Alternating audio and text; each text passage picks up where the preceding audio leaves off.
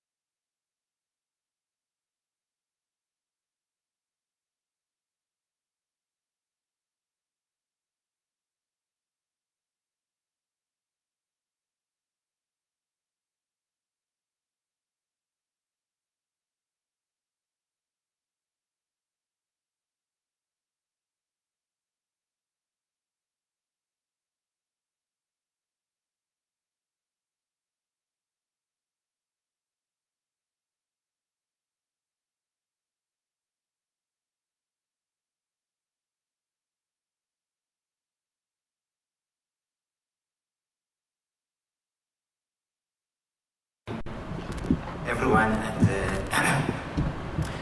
welcome to the arena. Welcome to this, the home of Times Life, of Sunday Times, Business Day, a home that Eusebius chose to make his in his last days.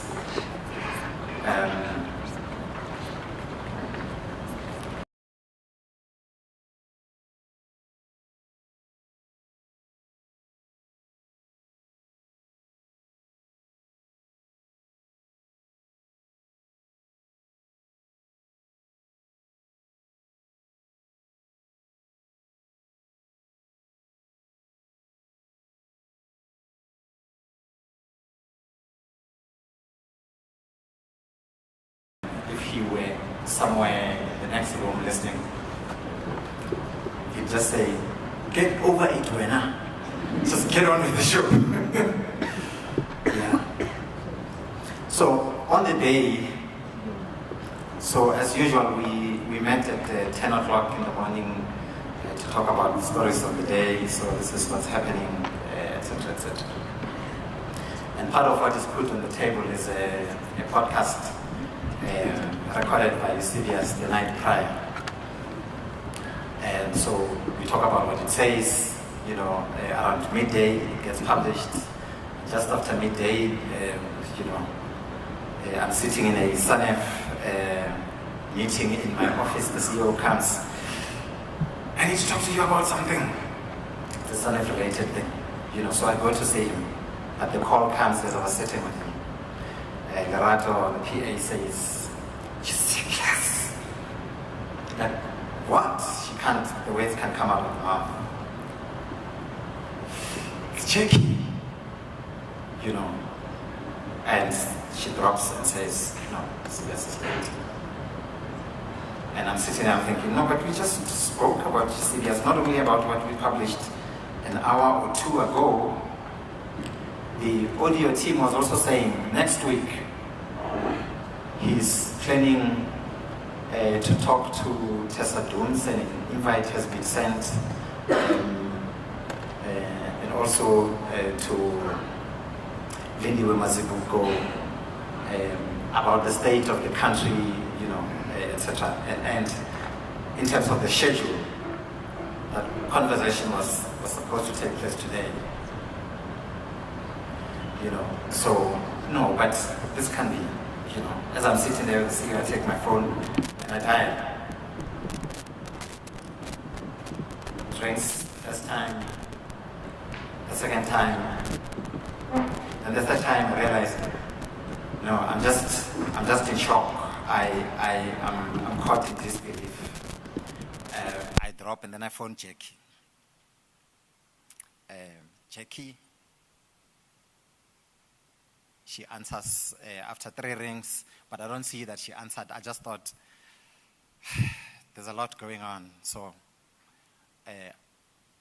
but 40 seconds in, I realized she's on the line. "Jackie, hi."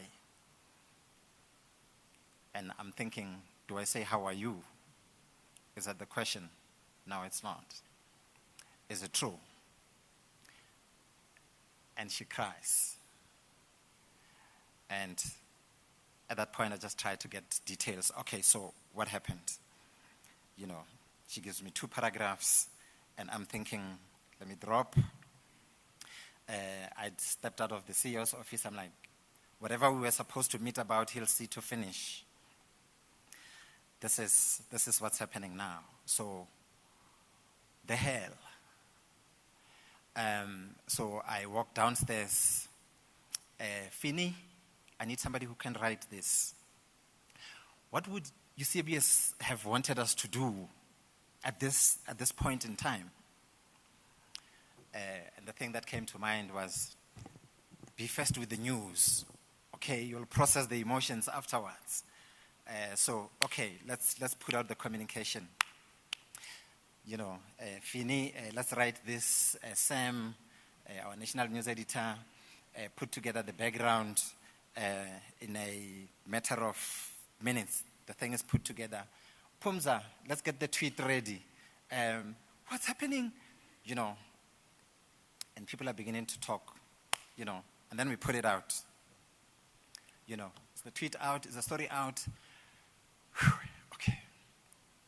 So at that point, I say,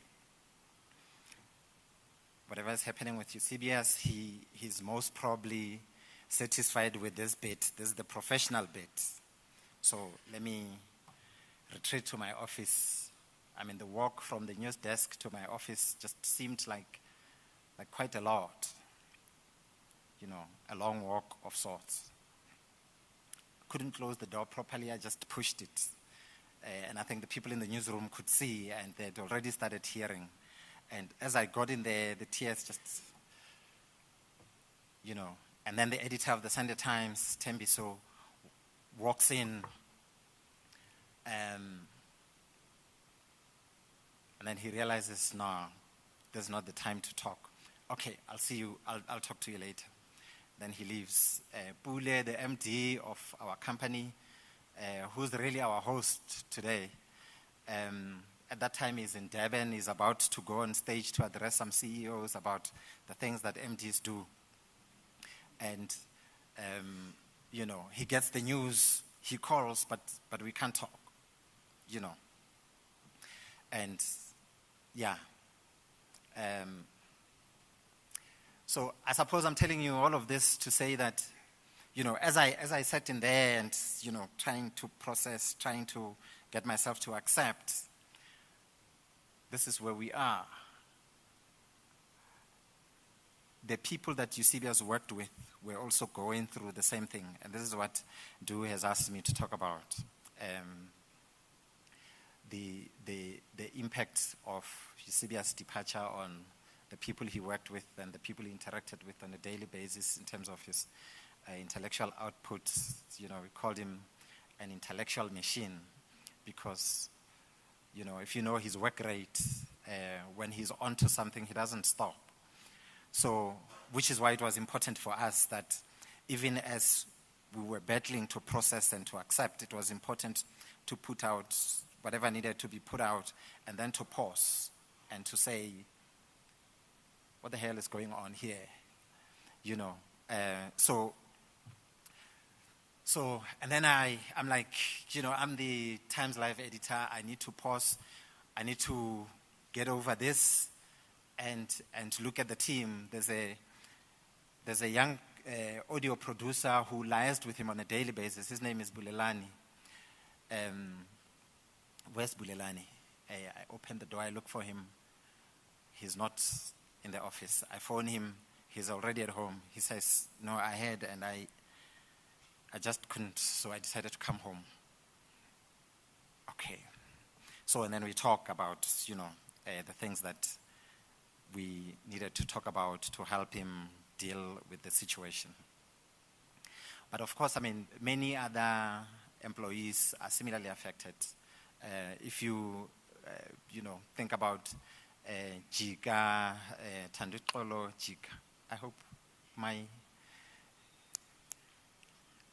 clicks are clicking. If you think about Jika and Sabelo, if there's a report, say state capture or whatever, and Eusebius wanted to do a podcast and he wanted to move really fast, Jika was saying to me, he'd phone and say, look, I've read this part and, so what are you saying? What do you know? If it's a piece about investigations and so on, Jika would say, Eusebius would say, okay, so this is what you wrote as a journalist, but why should we believe you?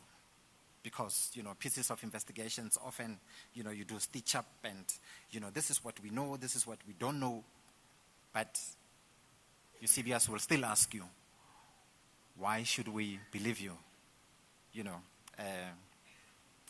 He was a great gift for us as Arena. So we thank you, Daddy and Mami, to the greater Eusebius family, Ndu. We went to see the family yesterday, and his dad was saying, Eusebius would go to school, Graham College, come back with a huge bag, and you think, oh, this boy has new clothes. What's going on? Then when he opens the bag, it's books and more books, you know. And his writing showed that he really liked books. And that became a thing that anchored his intellectual output and so on. And so we are grateful and thankful for all of this. And of course, I suppose a little bit of detail is on the 18th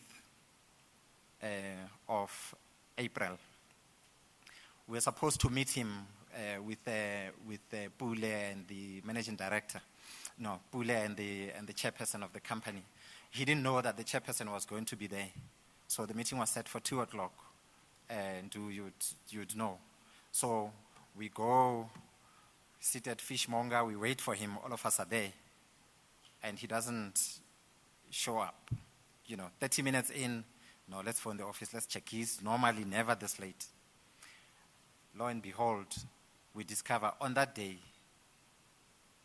just before our meeting, he suffered an epileptic attack. He survived it. So I sent him a message, hey, get well, this and that, so I phoned him the following day. Are you okay? He's like, check, this is what I'm working on. I'm like, no, dude, I want to talk about your health. He says, no, I'm fine. That was then, but there's so much going on in the country. He's on to the next subject. An amazing guy. And, to go back to the books, so one of the pieces he wrote, you get this email from him from time to time, sometimes at 1 a.m., etc. And the first line went something like, my grandmother was such a hypocrite. And then you're like, dude, what are you saying? And then he explains that, Granny would say to him, you need to stop reading so many books. You are so young. This thing will make you go mad. It's like, just reduce, But at the same time, when there's the Granny's friends who are visiting, she'd say, boy, come over here. How many pages was the last book you read? And he'll go and fetch it. This one, it's 700 pages. Oh, wow. And then at that moment, she'd be very, very happy, that he's doing what we try to encourage our kids who are really into TikTok now to start reading. But I suppose through his writing and his reading, we're able to get glimpses and pieces of, his family life and so on and so on. And as an editor working with him, it was quite a thing. He obsessed about detail. He was concerned about how he came across. He paid particular attention to detail. And he just, is the comma in the right place? Is the headline capturing the content correctly? Yeah. And when it's Good Friday, as it was last year, he then just drop a bomb and say, Mr. Editor, I've dropped you a wonderful piece. And when you check the subject line, it says, does God exist? And then, meanwhile, I, Sakina, I'm sitting there, I'm an usher at church, I'm that guy who says, good morning, welcome to church, enjoy the service. And Eusebius is asking me, of all the editors in the country, publish a piece that says, or that asks, does God exist? But, and the interesting thing is, in my other role in SANEF, I'm the chairperson of the Media Freedom Committee. My job is to encourage people to have debates and, to not limit each other. So I sit there, I look at this piece, and I'm conflicted. I'm like, I want us to publish it, but I don't want us to publish it.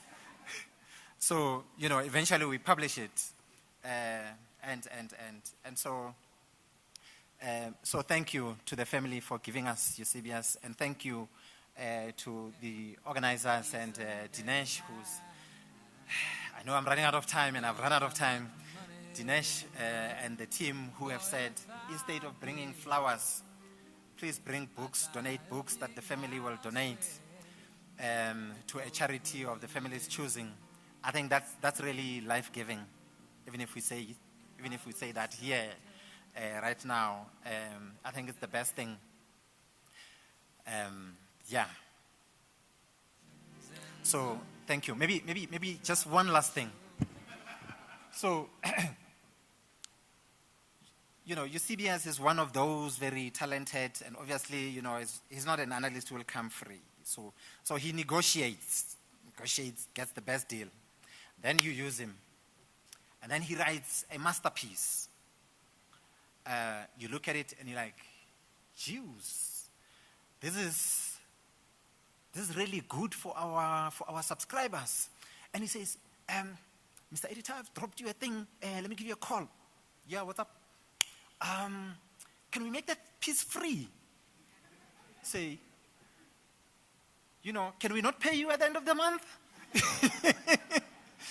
No, but then it becomes a negotiating thing, so how much of what he writes that, must be free, and he wanted as many people as it is possible to get access to his content, and at the same time we wanted many people to look at his content and say, we want to subscribe so that we can get access to this content, and then he'd say, there's a thing called tick strategy. Only Eusebius could think of a tick strategy, So, let's get them used to the quality, and once they get used to the quality, then we put it behind. Yeah. So he really was an intellectual rock star. As an editor, I look at what we're doing today, and I think he was our plan. And as the MD had already said, there's so many things we wanted to do with him that we're not going to be able to do. And there isn't anyone in the country or anywhere that we're going to find to replace Eusebius. He's not replaceable. He's just, you can find bits and pieces elsewhere in many different people, but you're not going to find what he brought to the table as an individual. And for that, we are grateful to the family. We are grateful to to his partner, to the friends, and everyone for the time that we had him contributing to our platforms and him enriching our country. He was a true patriot, not the ANC and DA defined patriots, but a true patriot because he wanted what was good for the country. His last tweet talks to that. Thank you. Thank you. Well, thank you so much, Times Live editor Makudu Safara, and you're so right, Makudu, and I think one of the reasons why Eusebius and I got along so famously is because we never spoke about religion. It never came up. It was just one of those things. I know who you are, you know who I am, and it's okay. We never spoke about it. But also with regard to attention to detail, I would invite Eusebius to come on to Morning Live for a 10-minute discussion on something, and we would speak for 2 hours in preparation for that 10-minute interview. And that's just who he was. And Makudu is absolutely right. He really was very concerned about how he came across, and that is something that I think a lot of us can learn from, in terms of taking yourself seriously, because why should other people take you seriously if you don't take yourself seriously? But we have to move along. Makudu, thank you so much. And the only reason I didn't stop you is because you are the host here this morning. So I just want to say to all the other speakers coming up, when you see me approach the white line, that means your time is up. So without much further ado, let's invite Karen Moore up on the stage. Of course, Karen leads No Introduction, longtime friend, and a journalism colleague of UB's. So Karen, please come up. So yesterday, being the nice guy that I am, I asked my team, who wants tea? Proper tea, not the coffee that hopefully one day the new CEO will improve on at Prime Media, but, store-bought coffee. So I thought people would just say, either no or, yeah, cool, I'd love some coffee. There was one person, I shall not name them, in case they're no longer cool amongst their friends. He or she was like, yes, I want chai tea. Chai tea. Hey? Chai tea. And I chuckled because it reminded me of something that I recently discovered in my fridge at home. I was so shocked. I thought maybe my roommate had made a mistake when they went grocery shopping. And what I found in my fridge at home was milk.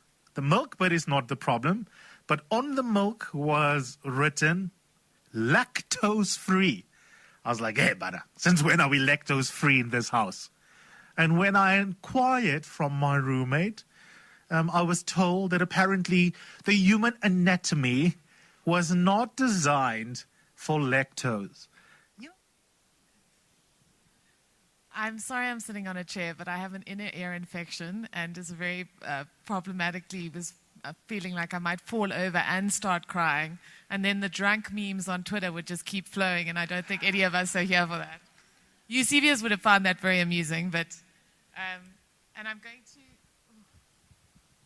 I'm going to read what I wrote because I'm very scared of crying in front of all of you, and I want to get through this, and I think all of us are wanting to get through this.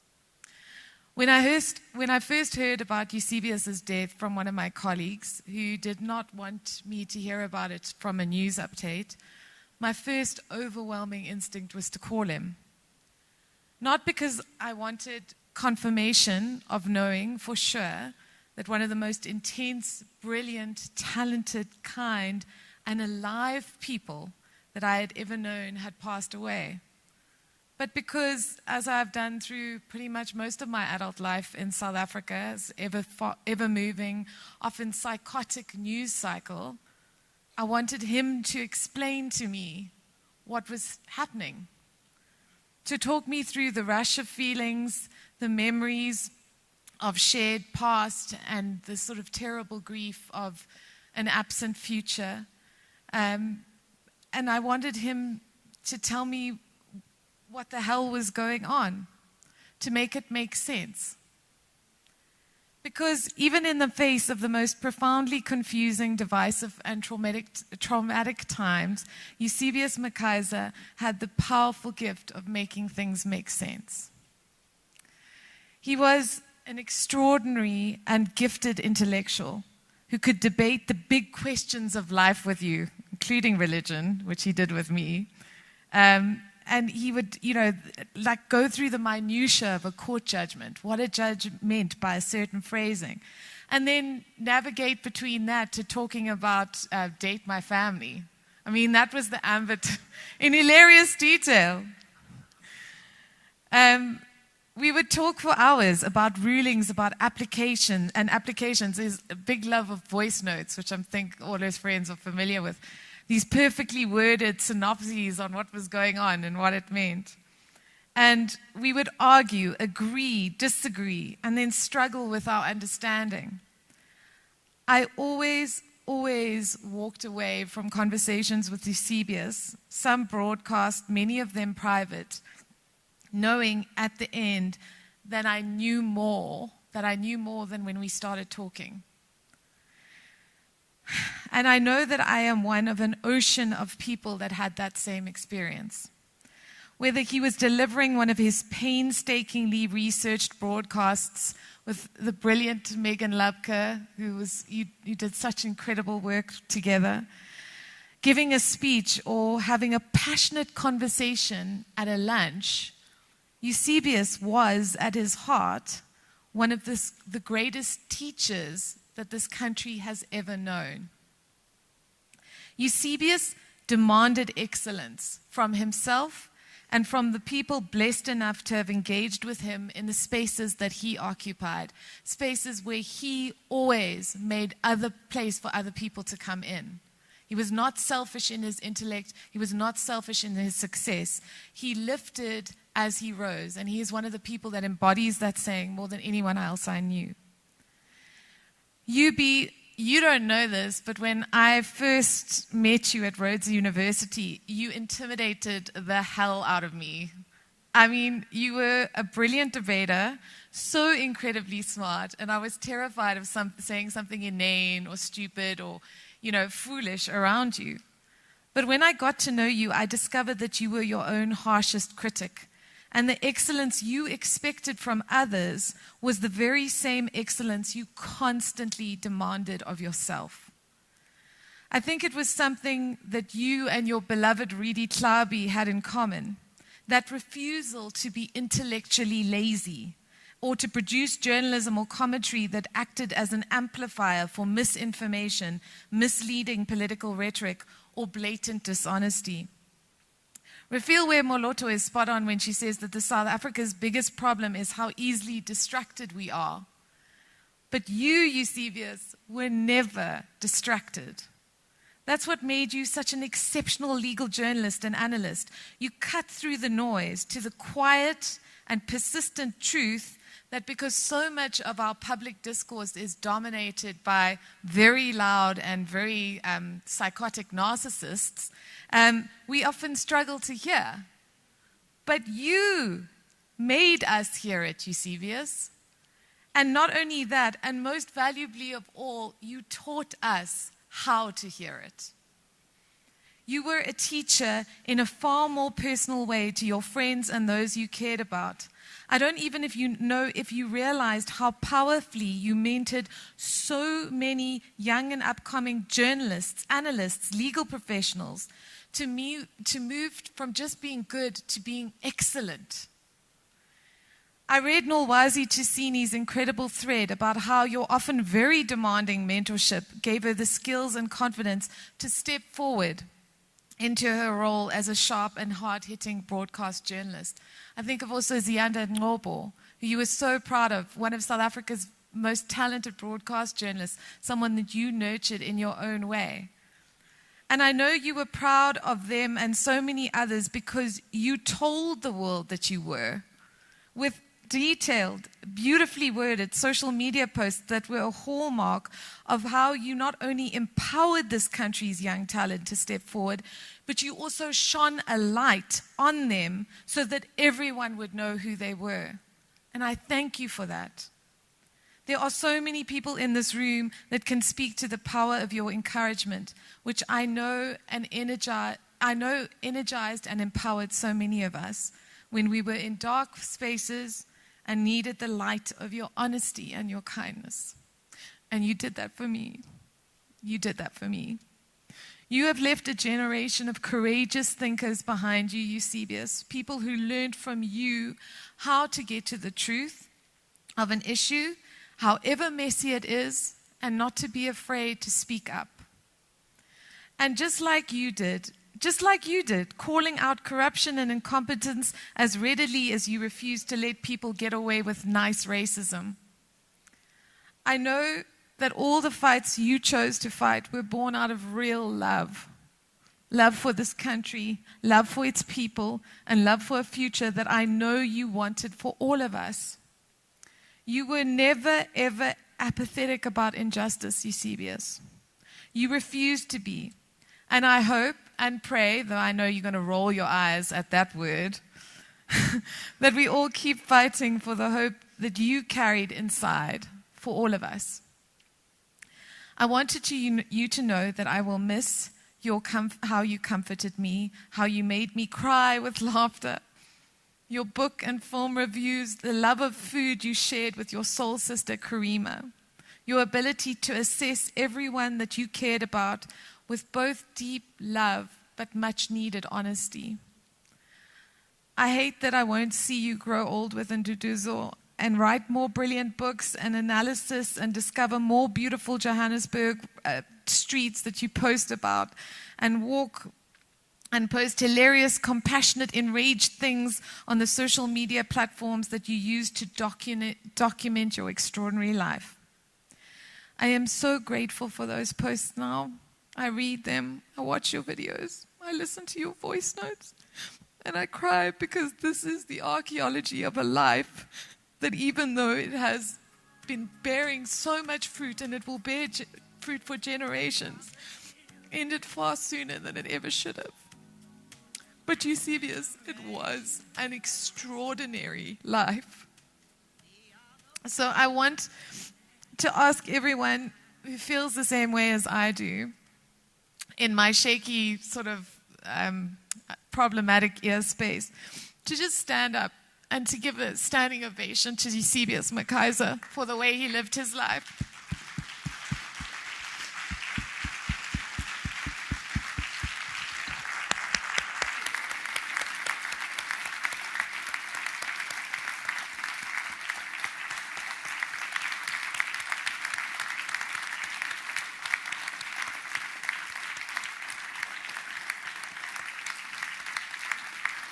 Thank you. Aluta, continue, my friend. I will never stop missing you. Thank you so much, Karen. And everything you said, of course, absolutely true. And this young man, Oliver Dixon, and you may not know it, but Eusebius and I had so many conversations about you, Oliver, starting out in the media space. And as Karen said, you know, he actually took the time not only to nurture young talent, but also to try and find ways to assist them to get to where they wanted to go, like we had to so many times before. But of course, we're going to keep it moving, and our next speaker is Dawn Klatsko. And Dawn is a business coach who has been working with Eusebius over the past couple of years. Oliver, how's it? Hey, sorry, the line was just buffering there for a second.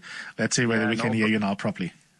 No problem. I hope you can hear me properly. How's your lifestyle treating you? You know, it's this. Obviously, everyone who can hear you can recognize your voice.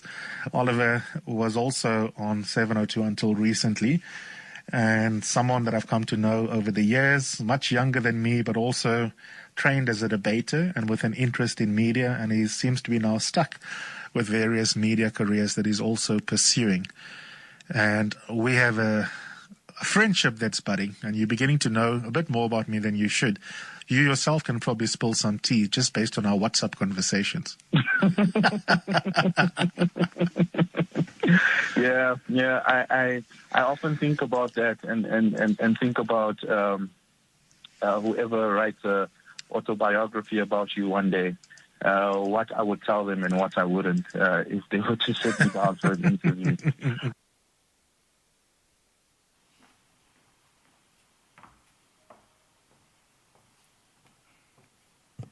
I really just want to say thank you, Karen. I was going to say what she said and then just leave, but I guess that wouldn't land well.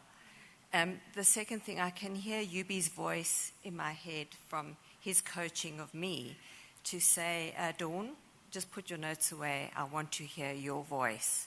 So I apologize to Yubi, but I'm not going to do that today. So I've worked on hundreds of brands in my career, but working with brand Eusebius has by far been the most interesting and the most rewarding.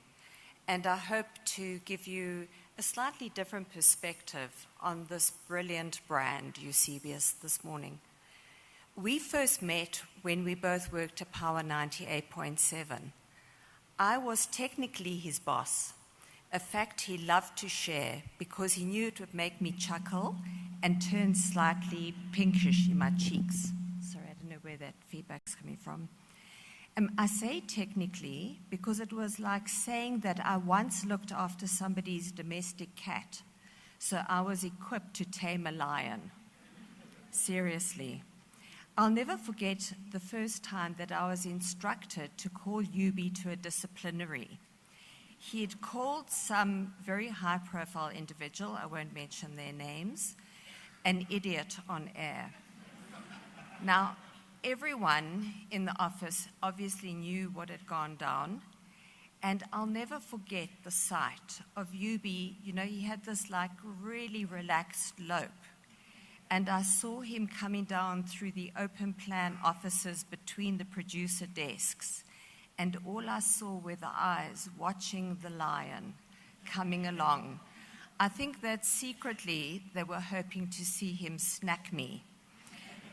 But the fact of the matter is that I'm not an idiot. So he came into my office, and the extent of the disciplinary was for me to suggest to him that rather than using blatant language like that he draws on the Eusebius lexicon and uses one of those very smart people words, because an idiot won't realize that they've been called an idiot. And that triggered one of those hearty Euby chuckles, you know, that comes from deep down in his tummy, and was the beginning of a wonderful friendship built on mutual respect.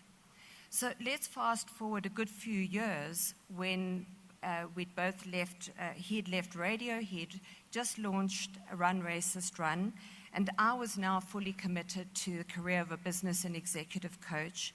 And Euby was looking for guidance on building his brand independently of a platform, and I was looking for help to write a business book. And so began this wonderful, non-commercial, symbiotic relationship. And I want to share just a few perspectives of the privilege that I had of getting to know this wonderful brand. First of all, I'd like to share that he was surprisingly tolerant. Quite frankly, he made me quite scared, because key to his brand success was the need for that creative genius to tolerate unimaginable horrors like Excel spreadsheets and words like fiscal vigilance. Not that he wasn't familiar with all of these concepts from his McKinsey days. It was simply that he had never, ever entertained the idea of embracing these concepts for himself. And then we started adding a few extra players to his support team. So in addition to his boxing training partner, his manicurist, and his barber, there was now a bookkeeper, a financial planner, an executive assistant, all entering the circle. All of them asking questions and imposing disciplines. Can you imagine? And he embraced it all, and we all fell in love with this incredible man. As an aside, I would particularly like to acknowledge Jackie Stradham, who many of you know as his virtual assistant, and I know as Euby's absolute guardian. She's here today, but just doesn't have the strength to pay tribute to our Euby. As an aside, Jackie's cat was the one that I managed to be responsible for. But another one of Euby's aversions were stereotypical labels. And unfortunately, these did creep into our brand strategy sessions. There were a few things that he agreed to, though. One was when I referred to him as a challenger brand. And my heavens, wasn't he just that? If the cause, the action, the statement warranted challenge, he was first to take it on. And he would do it with the panache and the skill of the master debate champion that he was. He gave voice to millions of people who weren't able to utter the first syllable, but knew that he could do it for them. I had the experience of that. When things made me fearful or anxious, I would use the privilege of having the direct line and encourage him to take up the debate. He was less thrilled about being referred to as an authentic brand. I'll never forget one particular session where, to be honest, I did draw on a Google explanation and definition of authenticity, much to his horror. And we had these Wednesdays with Euby sessions, and I did give a heads up of what was coming. But you listen to this description and see if you agree. They gave qualifications of you true to your own personality, your values, your spirit, regardless of the pressure that you're under to act otherwise, that you're honest with yourself and with others, and that you take responsibility for your mistakes. And finally, your values, ideals, and actions align. I won that argument. And that was Euby. He was not only authentic, but unique, because he put it all out there. Not only his gym workout sessions, but even his poor dad's. We all know you. Great arms. Thank you for those genes. And his brand was also very generous. You know, he gave everybody the time. I can't tell you how often I'd be standing, tapping my foot, waiting for Euby to get out of the Uber, because the Uber driver had an issue that he wanted to unpack. Never mind me standing there waiting, or the fact that we've got people who want to engage with us. He wanted to give everybody their hearing and give them the time of day and his support. And of course, all of this came together in the greatest milestone of Brand Euby. And that was when we hatched his podcast, In the Ring with Eusebius McKaiser. And I say hatched rather than launched, because he, as with Euby, he did it in a very understated way. It was absolutely low-key, and it just accelerated to top of the pops. Absolutely brilliant. And hot on the heels of that was the Time Live podcast. The man was genius. It just flowed out of him. I had such envy. He would produce a podcast, pop into an Uber on the way to a restaurant so he could read yet another book, to either review it or to use it as material for the next podcast, all in the time that it would take me to write one paragraph. And I used to think, how does this magical man do it? He was just on a different league. Who needs ChatGPT when you have a Euby? And the sadness is that we were very close to getting to the point of taking his brand to the next level. Sorry. To be able to reach even more people more often. And the end has come too tragically, far too soon. A great brand has been taken off the shelf, and it's left a deafening silence.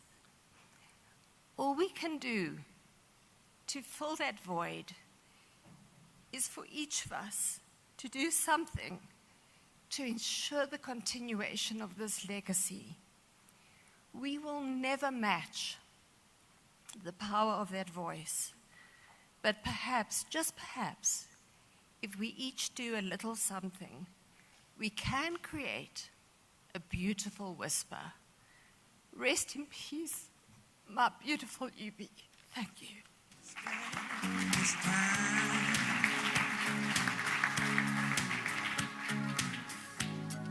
Well, thank you so much, Dawn, and absolutely spot on. He was a genius, and that was undoubted. Eusebius obviously also imbued with a multitude of very honorable attributes. And, you know, he was deeply altruistic, he was compassionate, he was caring. And those things reflect in some of the issues that he took up, the causes that he aligned himself with. And we'll hear some of that. Some of the tributes that were written, and, you know, thank you to the friends who wrote. Ibrahim Fakir wrote about how Eusebius was culturally colored and politically black. And that was so true. And I think that's also where Eusebius and I, you know, there was a special bond there. And I remember when Nathaniel Julius was shot and killed in El Dorado Park. I instinctively knew the person I needed to take with me for that broadcast was Eusebius. And suddenly, Eusebius and I became these colored heroes. And it was totally by accident. But you'll be amazed at how many people actually reached out to both of us, and we spoke about that later. And it was because he was not scared to identify as colored. And, you know, that is something that we bonded over. There were things that we could call each other about that I knew only Yubi will understand that. Like he knew, like, only Sakina will get that.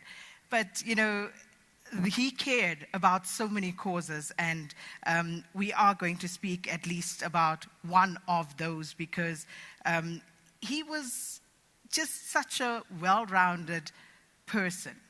And he didn't make noise about some of the altruistic things that he was involved in.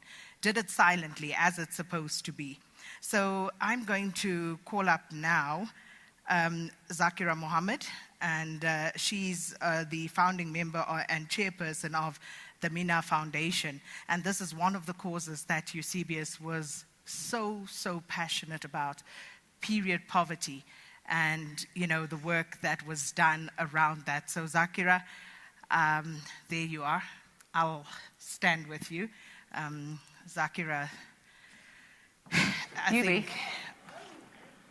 I have to say to you that when Sadiqa says something like, actually, the majority of people's sensibilities are affronted when it comes to that very assertive gay agenda that we do see in Western countries, and it is that which is un-African. Fair point. Not at all, Zainab. When I listen to David and also Sadiqa, what I hear is basically a tissue of irrational argument and hatred. And where does one even start? Let's start with David's point of view. This idea that African values is all about procreation and we're all a bunch of sex machines is nonsense. Absolute nonsense.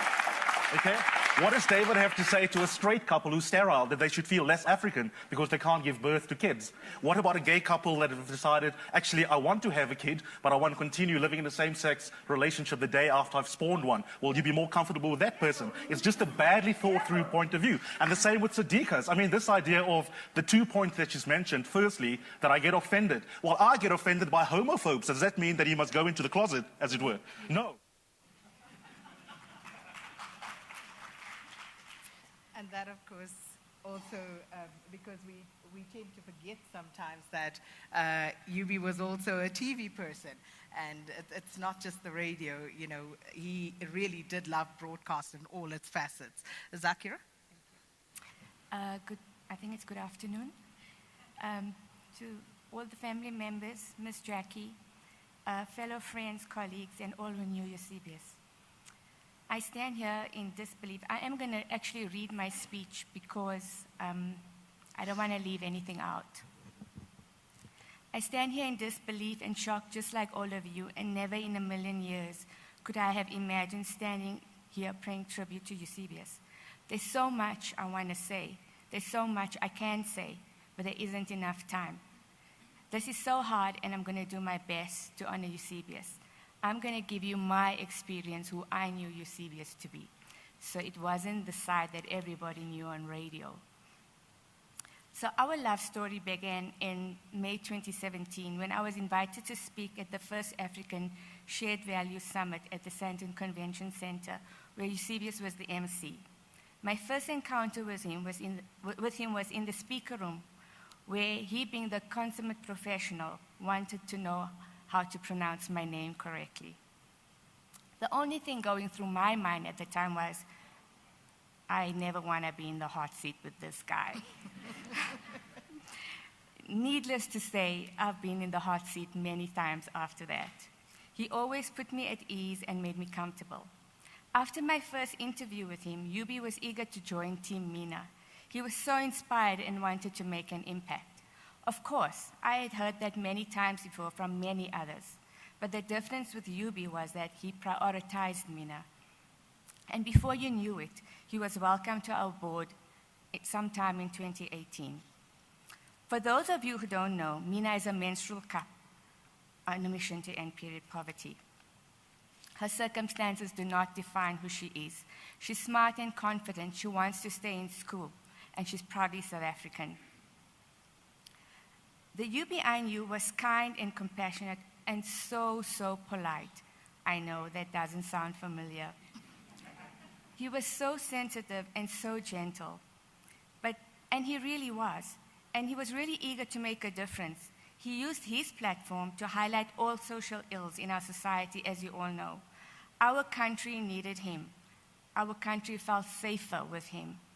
The thing that stood out for me was that Eusebius was intentional in everything he did when it came to social justice. He was also so very, very funny. I'm sorry, Ndu. He really was. And he was so witty.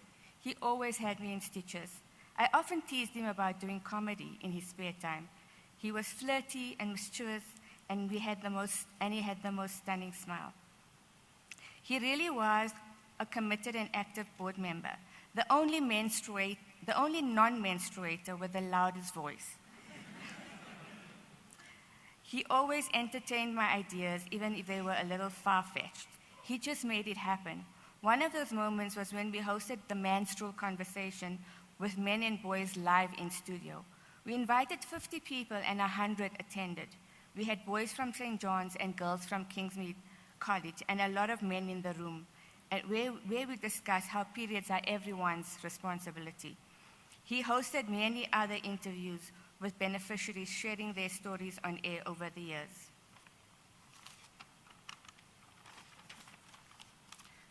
It was only a matter of time before Eusebius became Eubilicious, and as I fondly called him, and Zakira became Zax, and a beautiful friendship began. During lockdown, Eusebius put together a radio documentary with stories from women working in landfills, women who pick up our unhygienic period products. Women from all walks of life called in. Some were in hiding, some lost their jobs, some were gang raped. It really was a very emotional documentary that had him in tears. Over the last 2 years, we spent much more time together. We went to St. David's School here in Sandton to address the gents, as they are called. UB highlighted that if men had periods, we won't be standing here today. He said there would be an extra budget just for research. He urged the boys to speak to their CEO dads and play their part. Late last year, we went to the Nelson Mandela University where we launched MENA on campus with our partners' Gift of the Givers. UB highlighted why keeping girls in school and women at work made business sense. And he was so appalled by having to have this conversation with women at the helm of this organization. In February this year, we went to Rhodes University, a place UB felt right at home. He urged the men to take a stand and help eradicate period poverty. And he was so excited for our upcoming trip later, where we plan to take Mina to the community of Makanda. During lockdown, while testing my non-existent culinary skills, some of my memories, during lockdown, while testing my non-existent culinary skills, I cooked a meal for him in Duzuzo. What was supposed to be a 5-minute drop-off turned out to be an almost 2-hour conversation outside my car. We spoke about his health, we spoke about epilepsy, we spoke about gym. Of course, we spoke about gaining weight and how we had no control of our bodies. We laughed a bit that day, but mostly we cried a lot that day. I really enjoyed the Instagram Live with his friend Oliver Dixon, where I sent them both a pack of period pamper products to unpack during the live. UB was so cool and calm opening period products and guessing how to use it. As for Oliver, he was only interested in the snacks, which he devoured long before the live. UB, I will miss our deep conversations, our laughs, our tears, hearing about your plans for the year, how you had to get your books out on time because you had a deadline, and how you were planning that much-needed trip that COVID delayed. I will miss you comparing our board to the board Nduduzo sits on, and I had to remind you that we are only 7 years old, and they're like 100, yeah? I will miss our annual year-end lunches, your big infectious smile, and your jokes that Nduduzo didn't get, and how we planned the future of MENA. I will miss our so-called debates that I thought were mere discussions. I will miss how you push my buttons to help me open up my mind. I will miss listening to family stories about your dad and sisters and your brilliant niece who's a lawyer, and how you always make time for family. I will miss complaining about Miss Jackie sometimes making it so hard for me to reach you, and how you laughed and said, yes, she's brilliant, but you have my number, Zax. I will miss it that you could never say no to me and always went out of your way to make MENA rise. I will miss observing your encounters with strangers or the waiter at the restaurant. It's like you were always mentoring us without us knowing. You always left us with something to think about, and we were constantly learning around you. I will miss your perceptiveness on how you picked up on things that most people didn't notice. I will miss how you were always taking pictures of me when you were sitting on stage and sending them to me to distract me and make me giggle.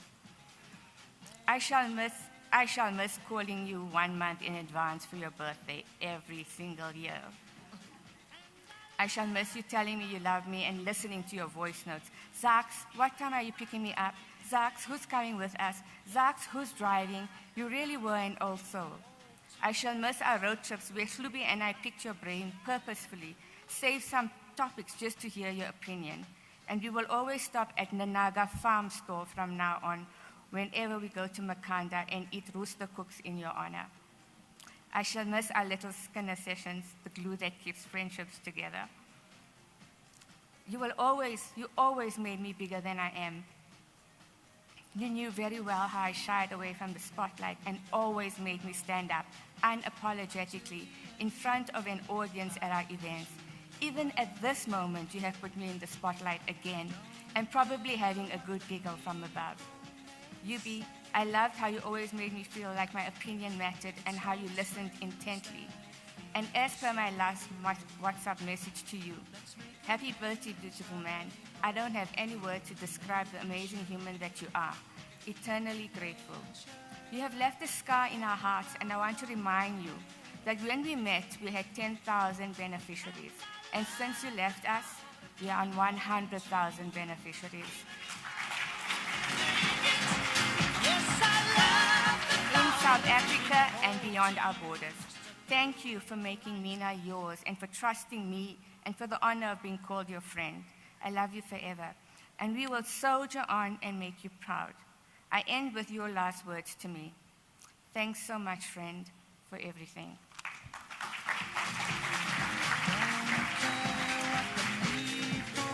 Thank you, Zakira. And in the end, you actually did not need me, so he did well. And, speaking of Yubi being an old soul, I've always meant to ask the family, so Dad, are you sure Yubi's date of birth was correct? Because I could never understand how he knew the things that I could remember growing up as a child, and I was a good 5 years older than he was. So I always wondered about that. Is it the correct date? Okay. So I'll take that for now. But we are going to move along, and, one of Eusebius's passions, of course, was debating, and he never shied away from that. He always made sure that he plowed back to society, went to schools, was always looking for the next opportunity of how he could encourage others and groom the next lot of great debaters in our country. But coming up now is Nick Ferreira, who was Yubi's debating and philosophical sparring partner. And this, of course, they got together at Rhodes in Grahamstown. So please come up, and Nick, the stage is yours for the next 5 minutes. I'll give you 5.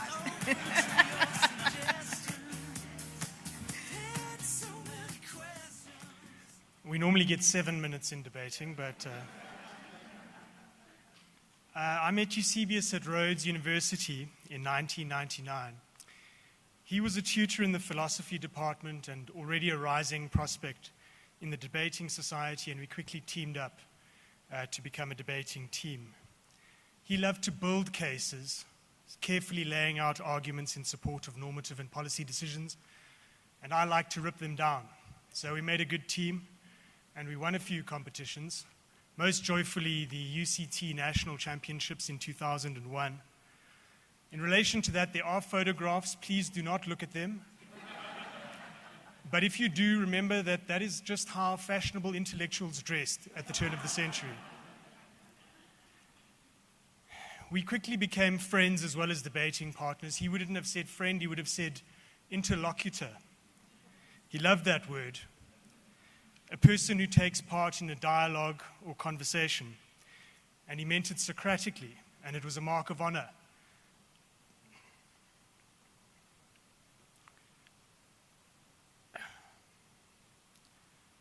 Philosophy, of course, was his first love. He was unusual in the extent to which his philosophical commitments drove his personality. So to give you 3 examples, he was, number 1, an analytic philosopher. That means he revered logic, clarity of thought, and was deeply committed to truth-seeking and rejected obfuscation and bullshit. So he would never refer to someone like Derrida without putting the word philosopher in scare quotes. He rejected moral relativism, which means he believed that there was an objective right or wrong answer to ethical questions. And he thought that our beliefs, the propositions that we affirm, were in an important sense constitutive of our ethical characters. So to have certain beliefs like racism or homophobia is not just to be epistemically incorrect, it's to be morally deformed. Now, your average nerd might just defend those kinds of views in academic papers, but Euby was not your average nerd. He lived those beliefs. And as a result, it could be quite hard to be his friend, because a man who believes in the objective correctness of his ethical views and based on the rigor of the analytic approach and thinks that forms part of his character and your character is not going to be easy to get along with.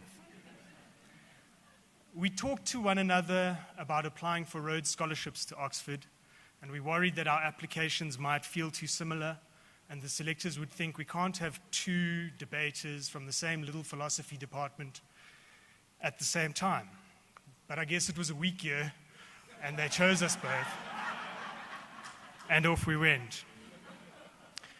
And we found ourselves there in some very unusual situations, like meeting the Queen and Nelson Mandela at Buckingham Palace. And we looked at each other across that room, one boy from Mary Waters in Grahamstown and one from Robert Carruthers in Witbank. And we just knew we were both thinking, what are we doing here? Of course, he took to it like a duck to water, bantering with Prince Philip. I drank too much, dropped a cucumber sandwich, started crying when Madiba shook my hand. He kept up his competitive debating, becoming a beloved fixture at the Oxford Union, skewering heads of state, celebrities, and English public school boys indiscriminately. My wife Lucy said I must be sure to pronounce skewering properly in that sentence.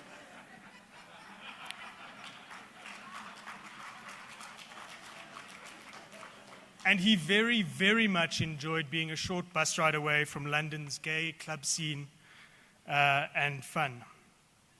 But for the first time in his life, I think he struggled to make progress academically. And that was a source of deep anguish to him. And eventually, for reasons of self-preservation, he gave up on his doctorate. And it was a decision I supported him in. After we came back, at some drinks party, someone asked him what was next.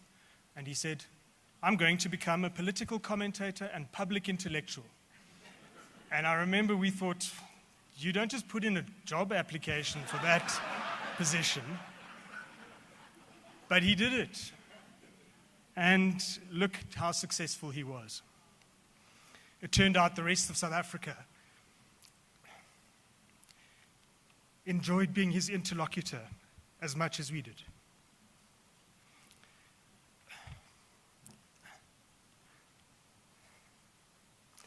The tragedy of this seizure is that Eusebius was just coming into his prime. He was so in love with Nduduzo, a love that stabilized and settled and eased his insecurities. He was less primed for confrontation, less invested in winning social media wars, and deeply satisfied by his work. I was going to say that we shouldn't lionize him in these proceedings because he wouldn't want us to. And then I realized he would have loved being lionized.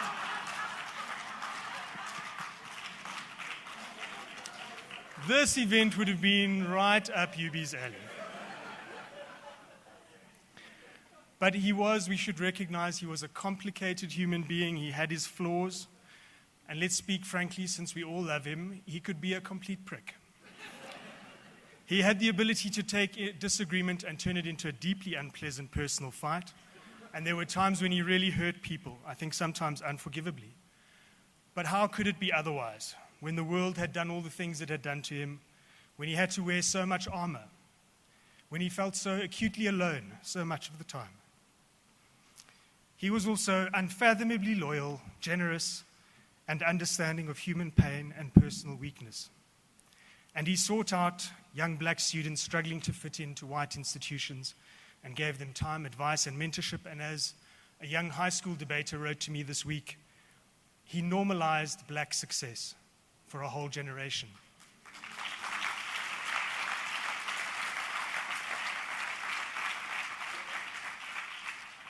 So, Yubi, I don't think either one of us ever thought that you would let me get the last word, but here we are. We grew up together. I relied on your friendship and wisdom, and I think we all slept easier knowing you were out there. You are such a force of nature. We never imagined what the world would feel like without you. And now that you're gone, we're all going to have to lift our game to fill the hole in our national dialogue.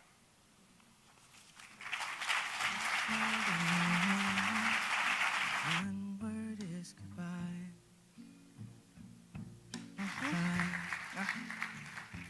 For me, it's all in what you say. So I'm going to introduce the next two speakers now. And so Wade Abrams, the Deputy Director of the Apartheid Museum. Wade, if you could just come forward whilst Dumiso Luthuli comes up to the podium. And Dumiso Luthuli is from the Rhodes Foundation and also a close friend of UB's. And the lips that once touched mine with a sigh, goodbye. On behalf of my family, the National Secretariat for the Rhodes Scholarship in South Africa, Botswana, Lesotho, Malawi, Namibia, and Eswatini, the Southern African Association of Rhodes Scholars, and the Global Rhodes Scholarship Community, and of course, the Rhodes Trust at the University of Oxford.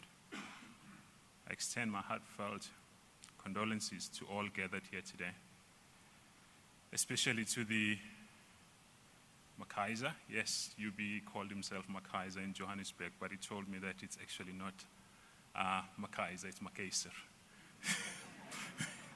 And Nyanda families, as well as to all of Eusebius's loved ones. UB, as we prefer to call him, touched the lives of so many people across South Africa and beyond. Those who read his writings, listened to his broadcasts, or had the opportunity to meet him personally. We are immensely proud to claim him as one of our South African Rhodes scholars, and deeply grateful for the many ways that he stepped up to support our work. UB had a special passion for mentoring young generations of scholars, and many tears have been shed locally and at Rhodes House over the past week as we have tried to come to grips with his tragic loss. Combining charisma and eloquence with an enormous heart, UB exemplified the Rhodes Scholarship ideals of kindness, courage, and commitment to fighting the world's fight.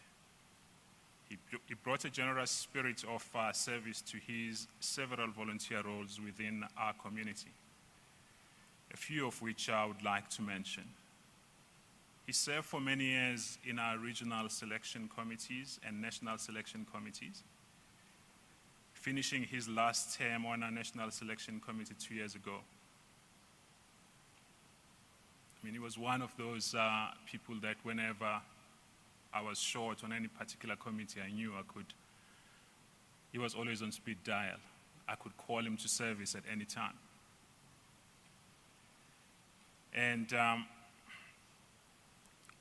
fellow selectors and candidates enjoyed having UB as a selector.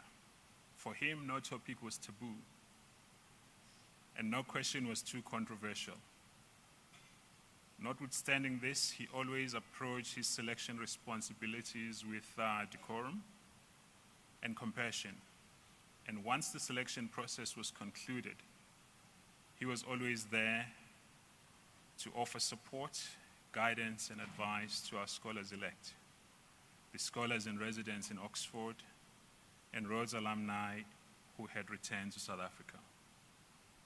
After stepping down from the National Selection Committee, he partnered with Professor Catherine Burns, a historian and professor for medical humanities at the Center for Health Science Education at the University of Witwatersrand, in what I would describe as a unique project which encouraged scholars-elect to reflect on the legacy of Cecil Rhodes as they took up the scholarship that bore his name. I have borrowed Professor Burns' words to describe this important work, which I have no doubt she will continue even if UB is not going to be with us to continue that work.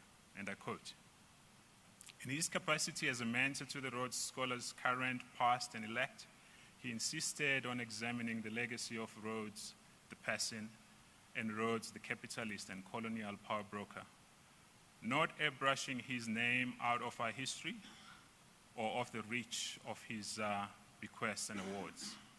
UB insisted that we should turn towards Cecil Rhodes' legacy and examine it with a fine-tooth comb, forensically, for what we could and can and will learn from Rhodes and his actions. It was typical of UB's courage and scholarship-led approach to debate and knowledge.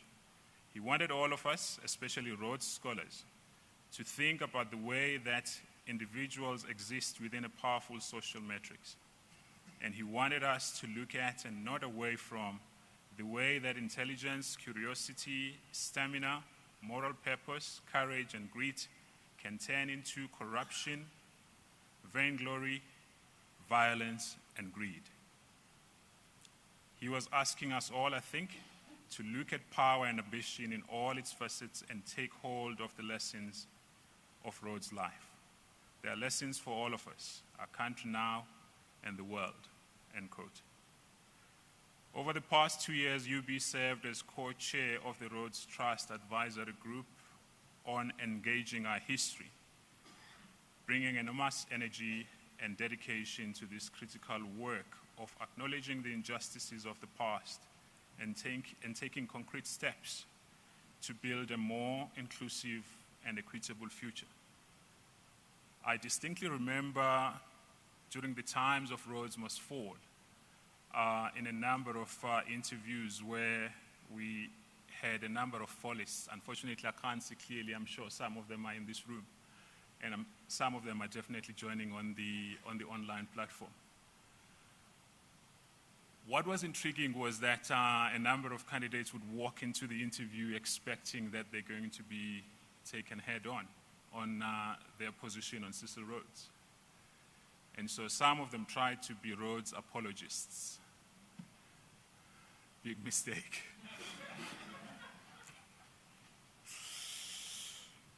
Oh. Dr. Elizabeth Kish, the warden of Rhodes House and CEO of Rhodes Trust, has paid tribute to his astute political commentary, always grounded in his academic training as a moral philosopher, and the incisive intellect and fearless candor that he used to lay bare the painful racial inequalities and complex dysfunctions of our beloved country with boldness, energy, and wit. We, the Rhodes Scholar community, join with you all in mourning the loss of an important, fiercely independent political voice who spoke truth to power from a deeply personal and humane space. UB embraced his own vulnerabilities and encouraged us all to do the same. As Elizabeth said, he was larger than life, and the hole he leaves will similarly be immense.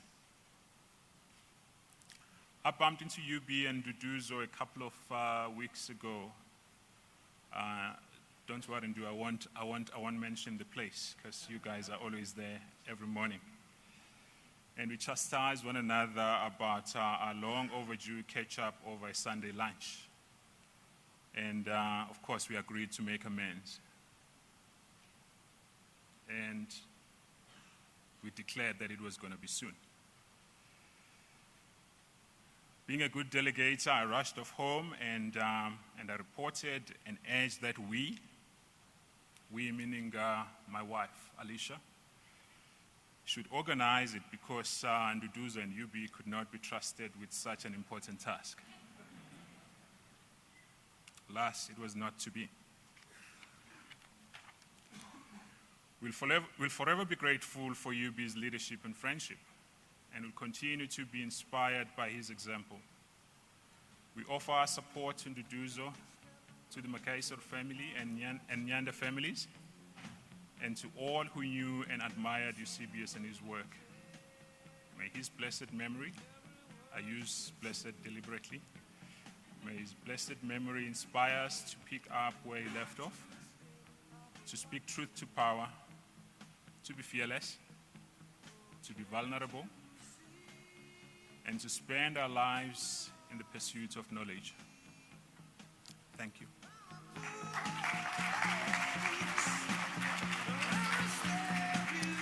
Well, thank you so much, Ndumiso. And as I had introduced previously, Wady Abrams is the former Deputy Director of the Apartheid Museum.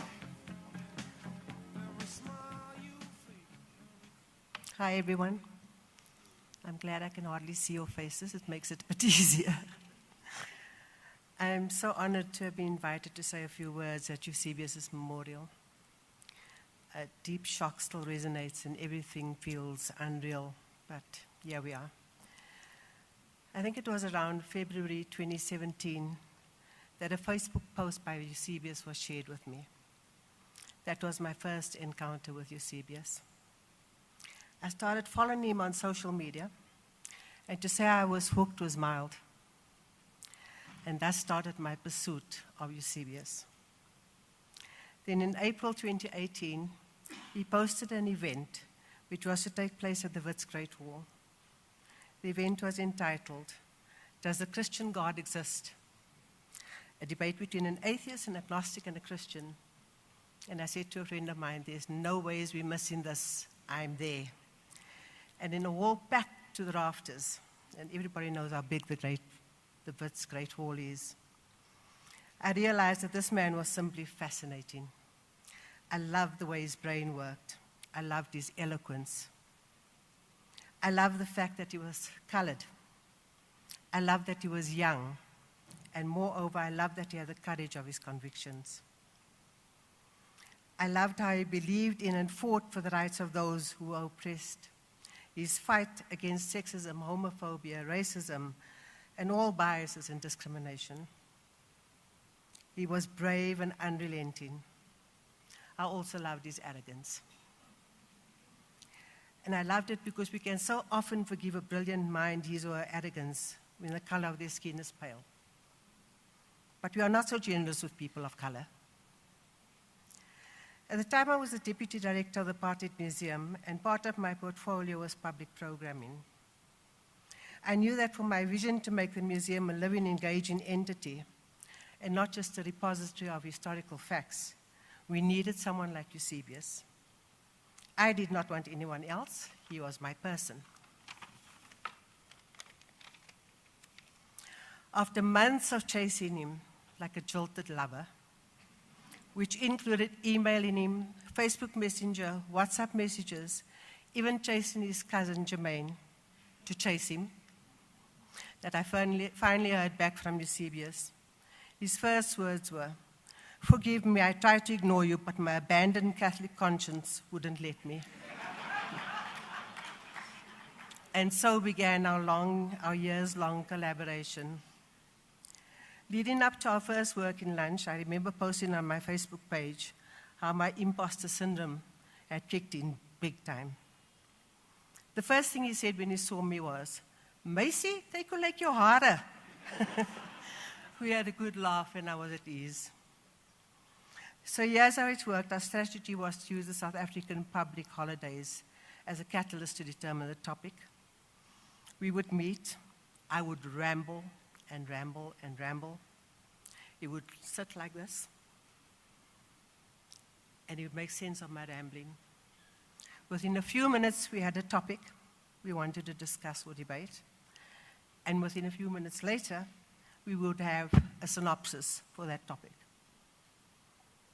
We then discussed possible panelists and debated the relevance of each panelist related to the topic, and suddenly it was all stations go. I remember we had Oliver Dixon, we had Loveland, we had Pumi, I think I see them here. The first debate we had was centered around whether a common national South African identity was possible. Others included, did the Mandela government set South Africa up for failure? Why do men rape? Did the Fallers movement fail? And the black body still a site of oppression? Topics that were relevant to what was happening in our society.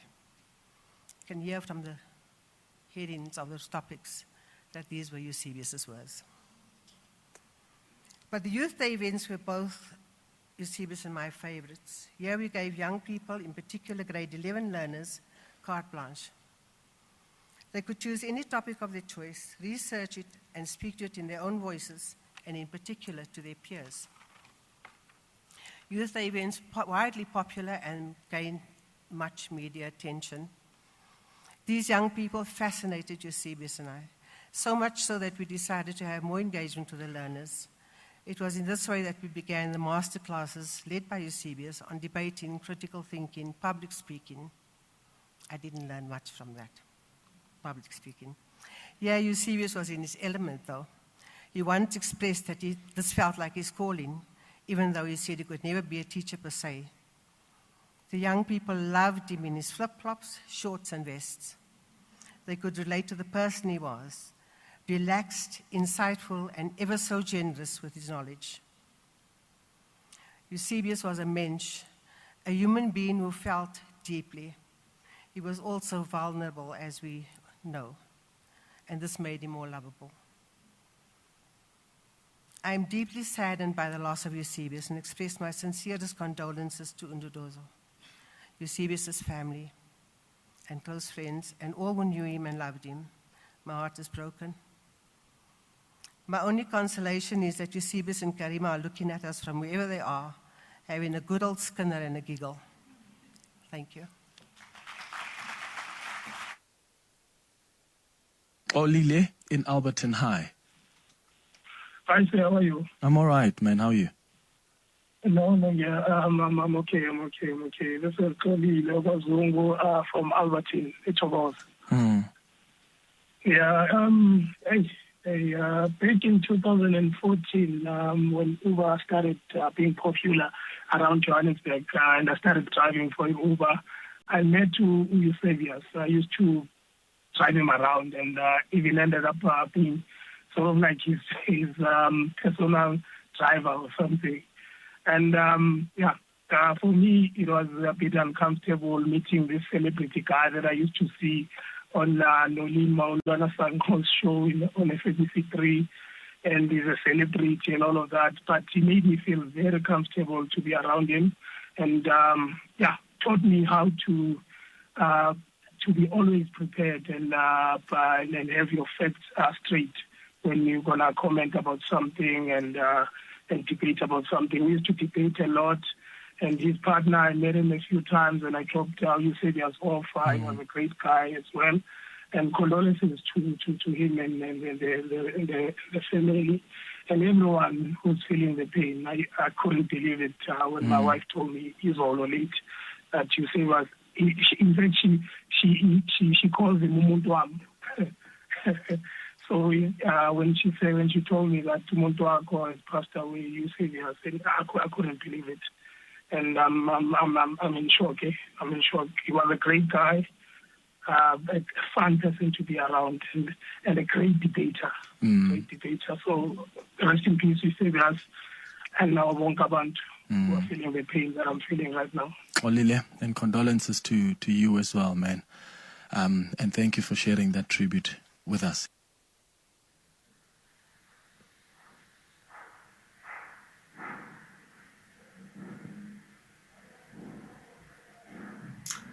Yesterday, Musa Mota danced for Britain's Got Talent, and he did not win. I remember it was one of the last things that you mentioned, Eusebius. And for some reason, I didn't know who he was prior. And I just started crying because that was so typically you. You were such a generous person. You gave so much of yourself, and you celebrated so much of us so many times. I don't even begin to understand what being in this world without you will be like. I will miss calling you to just talk about random stuff. I will miss texting you to make fun of people. I'll miss you sending me memes. I will miss so much of you. And, you know, in a world of so many unprincipled people, the one thing that I loved about you was how principled you were, how you were not ashamed to, you were absolutely fine with losing friends if they didn't stand on principle. You did that when we had a few incidents in the past with certain friends and who later became ex-friends. But I know they too, like me, will miss you in the landscape. They will miss your voice. And I and all your friends are so much poorer with not having you in the world. But we're also so much richer for having known you. I haven't really grasped. Sometimes I think it's a joke. Sometimes I think it's a terrible, terrible joke that you've gone and you've left us. And then sometimes I think it hasn't happened. I have caught myself a few times wanting to send you a message or something that I think you and I would have laughed at. And then I remember, then I break down. Thank you so much for everything that you were to us. We who knew you, who loved you. But importantly, thank you so much for what you gave to the country. You and the world, you left an And that, of course, another friend, author, Zukiswa Vana. And as I said earlier, even if you don't know some of the people, Eusebius always spoke about his friends. And I've never met Zukiswa personally, but I know her because of what Eusebius used to tell me about her, and obviously the great love that he had for her. And Zukiswa, I think you are streaming, and he loved you dearly, and he respected you very, very much. So thank you so much for sending that tribute. Zukiswa is, of course, a South African journalist and novelist, and her first book was shortlisted for various awards, and that included the South African Literary Awards as well as the Commonwealth Writers' Prize. So thank you so much, Zukiswa. And before that was a clip from Xolile, who was Uber driver, and you all know Eusebius as Uber Chronicles.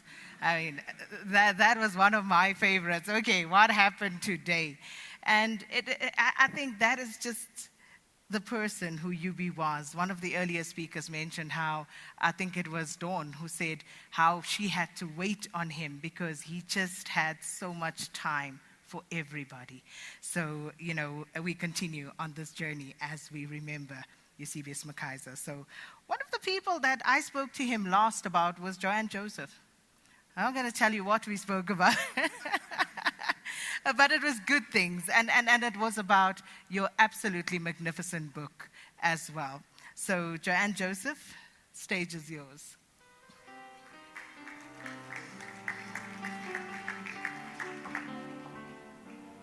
What am I gonna do to make you love me?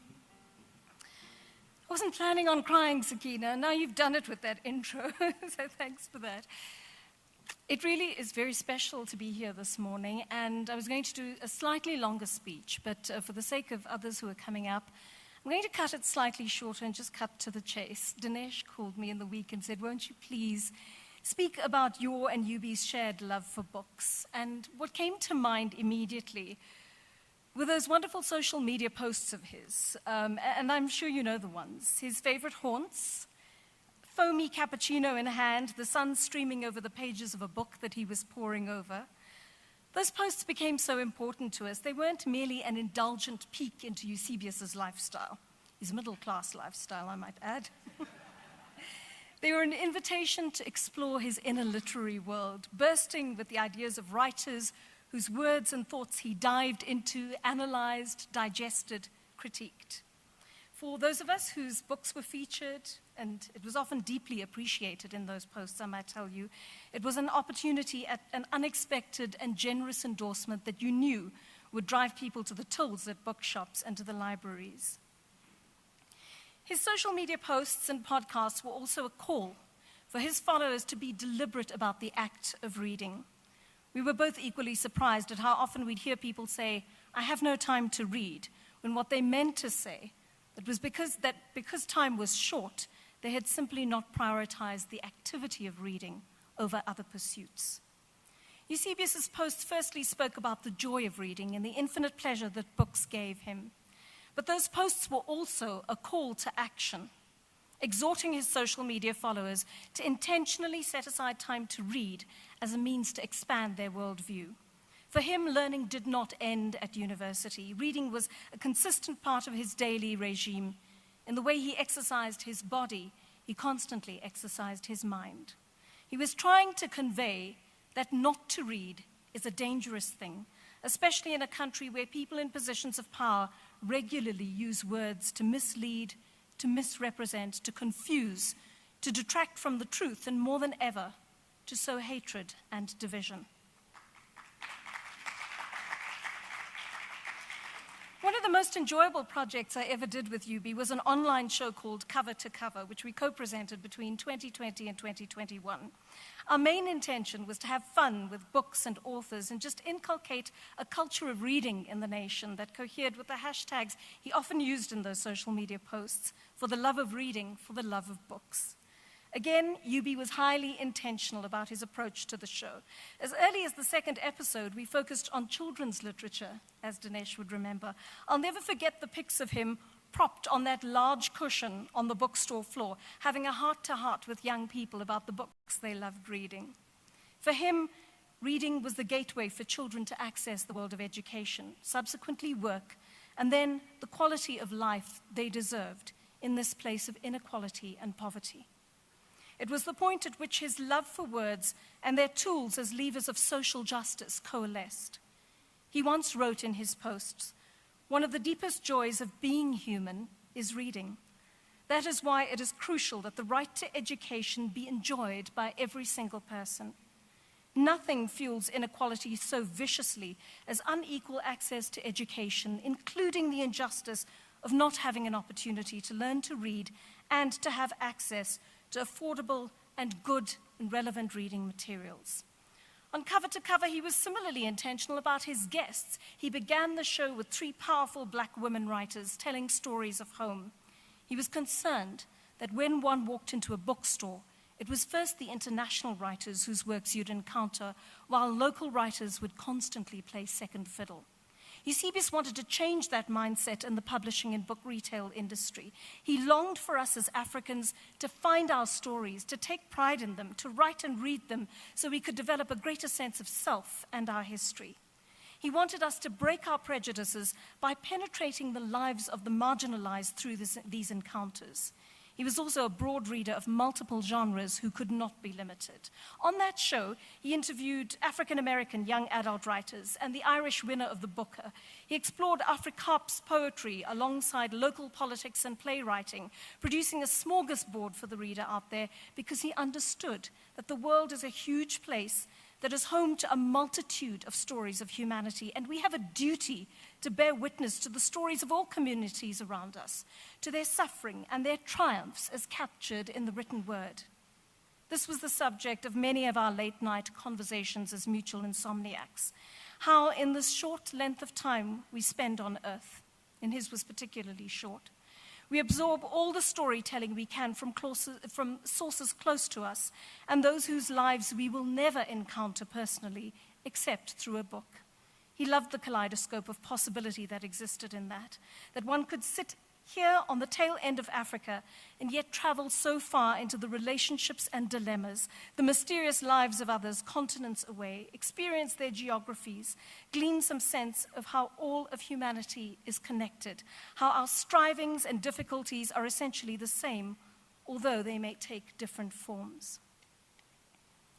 Our voice notes grew into podcasts and then audiobooks.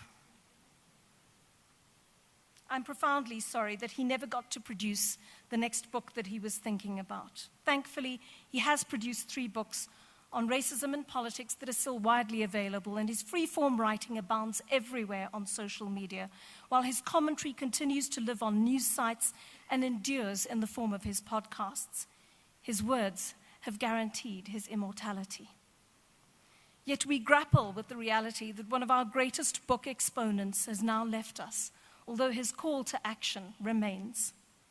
What does this mean to you today? Does it mean you will leave this place today and pick up a book after a long time? Does it mean that for a time you will put aside the escapist reading to pick up a different book, that heavy literature that you've been avoiding, to find a window into the lives of people around you whose suffering has thus far been invisible to you, and that you will take a moment to acknowledge that? Does it mean you will read your child a bedtime story tonight, or support a literacy organization that will grow the reading skills of other children, many of whom cannot read with understanding in our country? Does it mean that as an aspiring writer who has never thought your South African story worthy, you will finally put pen to paper today? Whatever it is, I ask us all here to do something substantial for the cause of literacy in memory of Eusebius. Eusebius, friend, go well. You accomplished so much in the short space of 44 years. We no longer have you, but we still have your words, and we will still find the essence of you in them. Now rest in brilliance. We will always love you. I wonder whether your view, Vanita, has evolved in your general relationship with animals. In 2014, Vanita called into my radio show, and she said the following. Hi, Eusebius. I don't care about the rhino. I don't care about that spotted frog until you are as concerned for a starving child in Khayelitsha and Alex. Don't come and speak to me about the rhino. Maybe what we need to do is have a daily update of how many kids are starving or how many people died today, so that we can start throwing those numbers at people instead of telling me we've lost 36 rhinos. Chop off the bloody horn. No, serious. Chop off the bloody horn. I just hate the hypocrisy of it. So I'm sorry about the rhinos. But chop off their horns. I called him last week and he told me about what a good person I am.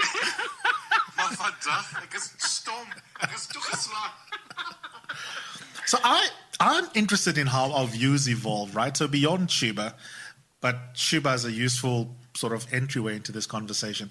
I was saying to Nduduzo yesterday, he's got a dog, we've got a dog, you've got a dog now. Yeah. I wrote about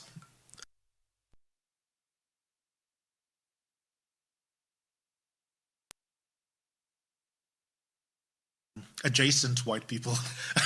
Deputy whites. For deputy whites, for their attitudes towards animals. But I was saying to my producer, if I had to rewrite my book now, which is about, 8 years old, one of the essays I would in part repudiate is that attitude. Because when you have a pet of your own, things suddenly change. Listening back to that clip from 2014, do you want to repudiate your attitude towards rhino? No. Oh, wow. I still maintain. Yeah, it's a clippy banner. I still maintain chop off their horns. That's why they're getting, that makes sense to me. Chop off their horns, And like I said, I think in a different conversation, because people like to throw this, in 10 years' time, there's not going to be a rhino, and the only time you'll see them is in a picture in a museum. I'm like, you know what? I go to museums all the time, and I look at pictures of dinosaurs, and I'm okay.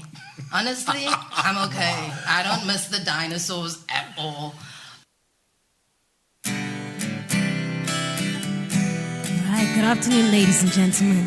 If we have any Tracy Chapman fans, I'd like to invite you to join me. Don't you know talking about a revolution. Don't you know, talking about a revolution. They've been standing in the welfare lines, crying on the doorsteps of those armies of salvation, wasting time in the unemployment line, sitting around waiting for a promotion. Don't you know, talking about a revolution sounds like a whisper. Poor people gonna rise up and get their share.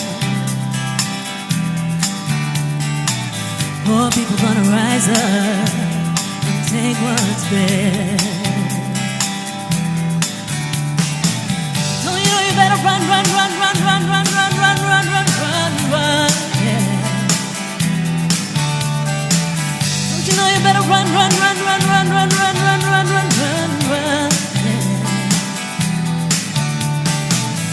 'Cause finally the tables are starting to turn. Talking about a revolution. Yes, finally the tables are starting to turn. Talking about a revolution, no, no.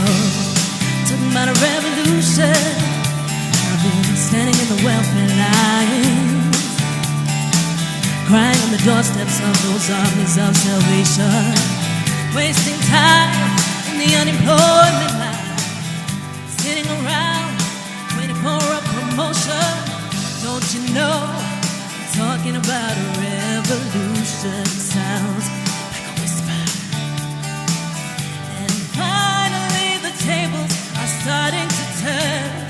Talking about a revolution. Yes, finally the tables are starting to turn. Talking about a revolution, no, no. Talking about a revolution, no, no. Talking about a revolution, no, no.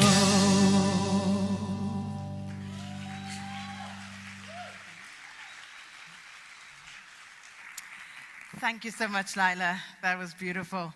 And this, of course, is a celebration of the life of our dear friend Eusebius McKaiser. Lila Faye, she's Faye, I should say. She's vocalist, and as you heard there, hope to hear more at some stage, but I don't know if we're going to have the time. Well, moving it along swiftly, I said the name correctly yesterday, so I'm going to try and nail it again. Two of Eusebius's friends now coming up to speak to us. And Zweli once shared a home with Yubi, and Bongani first met him online. And the rest, as they say, is history. So let me invite up to stage Bongani Kumalo, because that was the easier name. And then, here we go, Zweli. Zweli Jongile Kwebityala.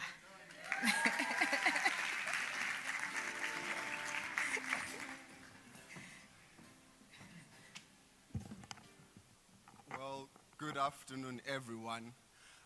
Look, a lot has been said today about Eusebius, the intellectual, the journalist, the board member. And we won't add any to that. He never shared that side of himself with us. So today, instead, we're going to talk about Eusebius from the streets. In the few moments over the past week when I allowed myself to imagine what it is that I'll miss the most, what it is that I've lost, the one thing that hit me is I'll miss being seen. Eusebius had this amazing ability to look at someone and see them and really make them feel seen and let them know that he saw them. I met Eusebius when I was young in my career. I just started working. And for whatever reason, come babe, let's stay together. And so we moved in together. And over those years, he'd always tell me how brilliant he thought I was, how extraordinary he thought I was, how he wanted everyone he knew to meet me as well. And I've met a lot of his friends because he would intentionally say, come, I'm sitting on lunch with this person. I want them to see you and I want them to meet you. Because he just thought. And then I realized later that he just said that about every one of his friends. And that everyone was brilliant, babe, and everyone was amazing, you know. But besides being that warm person, you also had this really infuriating ability to be two things at once, at the very same time. He could be your softest landing place, but also your sharpest critic, all in 1 minute. He could share your deepest confidences, but also the most outrageous gossip ever that you start checking your phone to make sure that it's not recording or that you've not accidentally dialed the person you're talking about. He could be kind and be sharp-tongued all at the same time. And all of this is to say he was a human being. And it is a human being today that we want to talk about. And Mike, come talk about this human being for a moment as well. Okay, I know Eusebius from the streets. We met online. You can guess which app that would have been.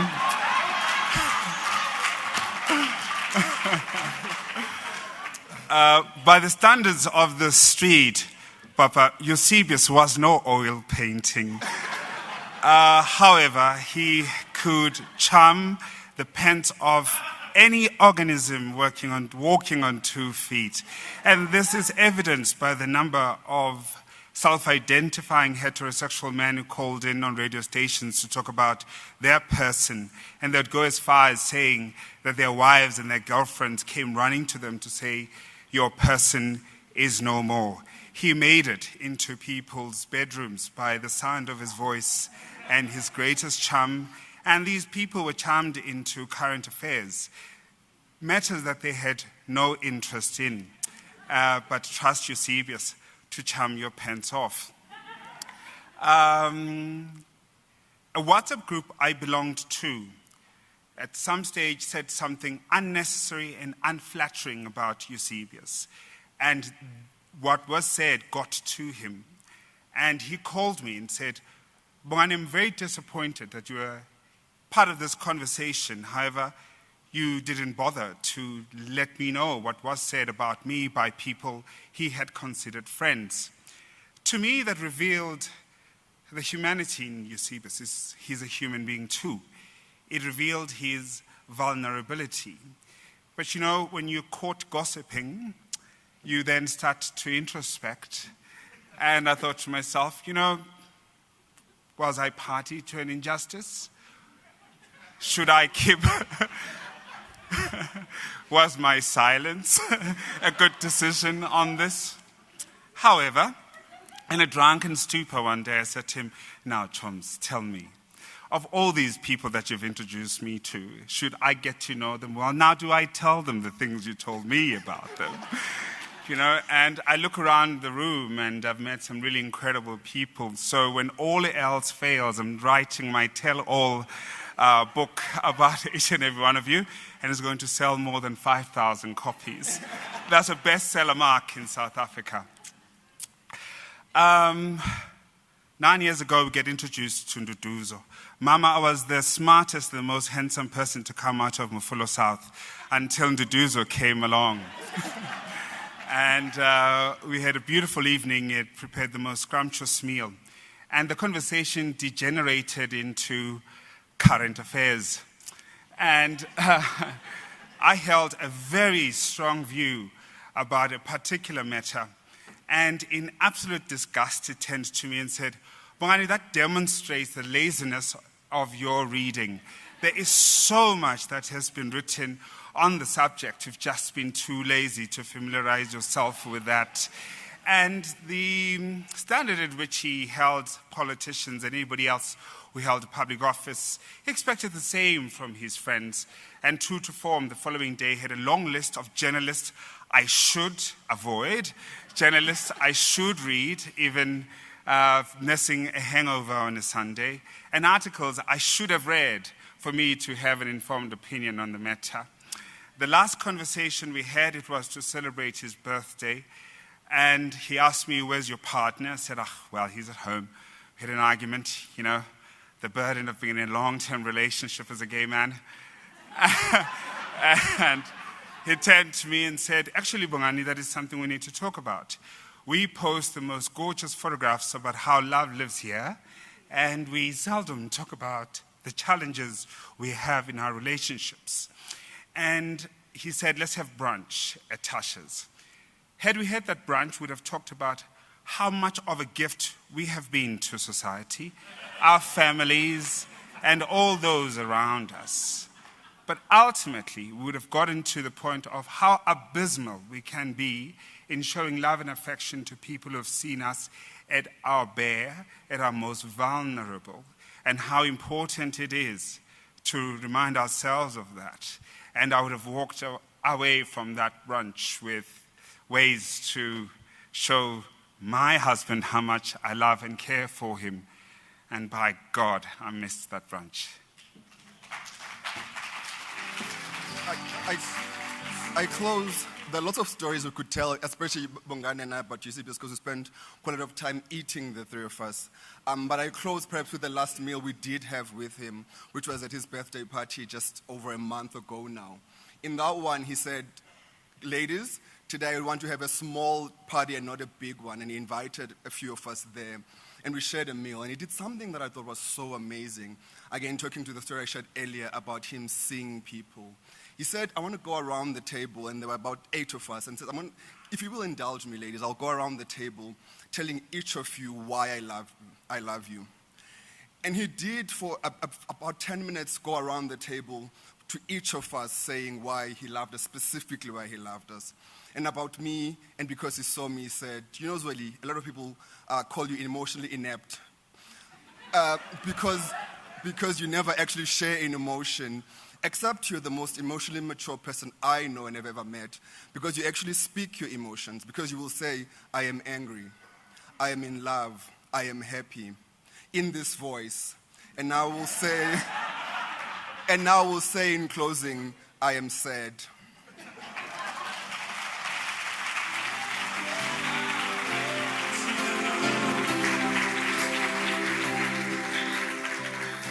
Thank you so much, Bongani and Zweli. And our next speaker. So, I remember when Karima passed on, the first person I thought to call was Eusebius. And when the news of Yubi's passing broke, I had a lot of people calling me, but the first person I thought of was Riri Tlabi.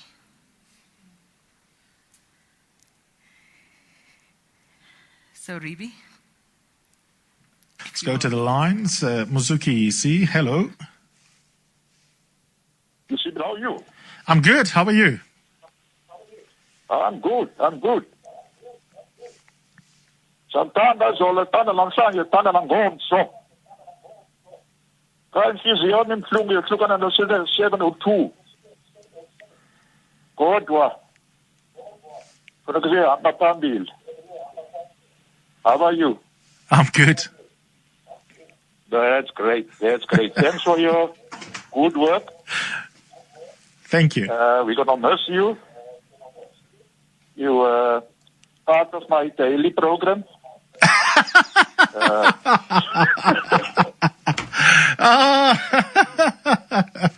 I can't believe I didn't recognize his voice.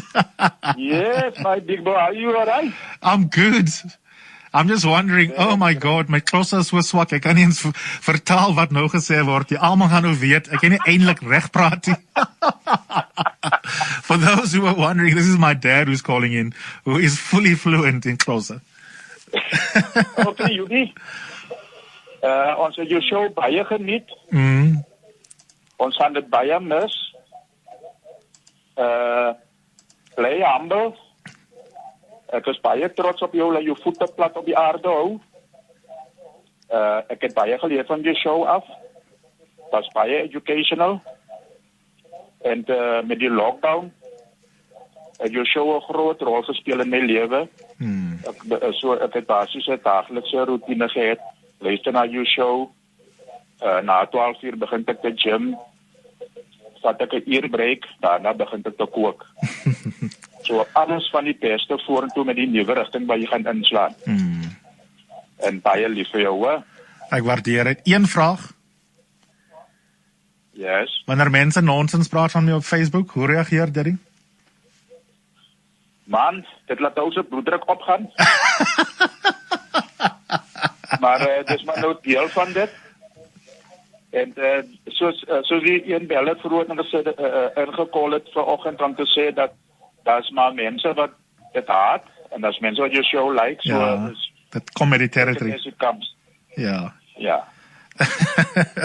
Thanks, Daddy. Thanks for calling in. Okay, boy. Lekker dag vir jou, hoor. Cheers. See you then. Bye. Oh, my goodness. We normally prank each other, so on this one, he won. I can't believe it took me that long to actually recognize his voice.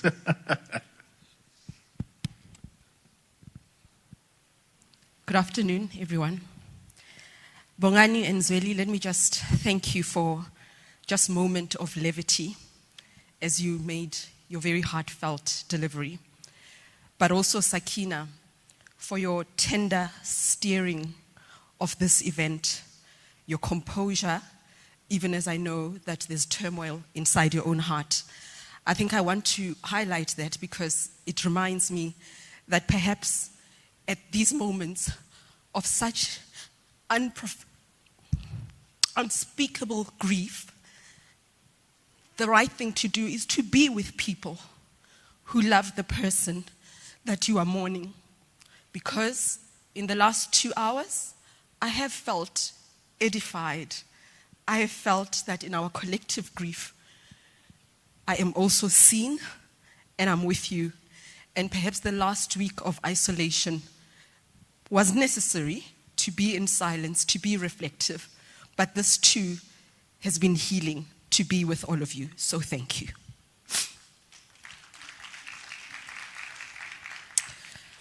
There are moments when silence is the best language, when no words or superlatives can describe the turmoil within. This is that moment for me.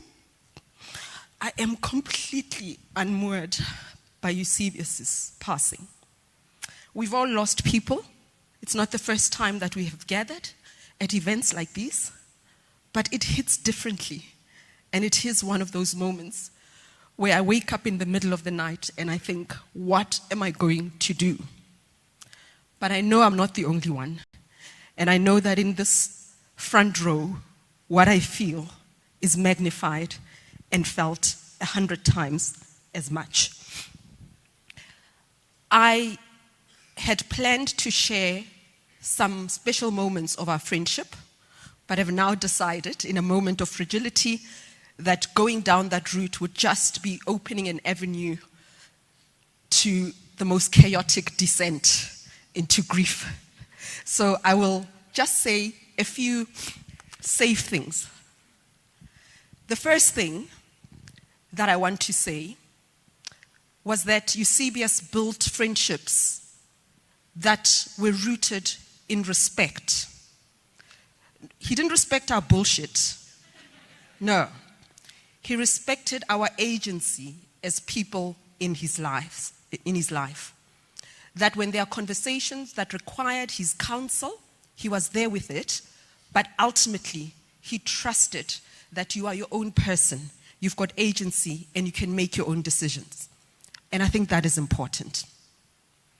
The second thing I want to say is that he loved loudly and emphatically and not waiting for another day to express the depth of his love. And that has been a source of comfort, that I know he knew that I adored him, and I know that he loved me. And I laughed as I replayed some of the conversations that would start with, you know, the thing I love about you.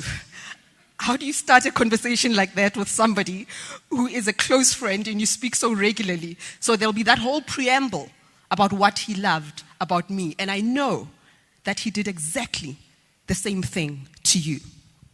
A couple of years ago, he came up with an idea about a book on friendship. And I said, come on, man, you're becoming soft. This tough political animal, why are we talking about friendship? He says, just hold on.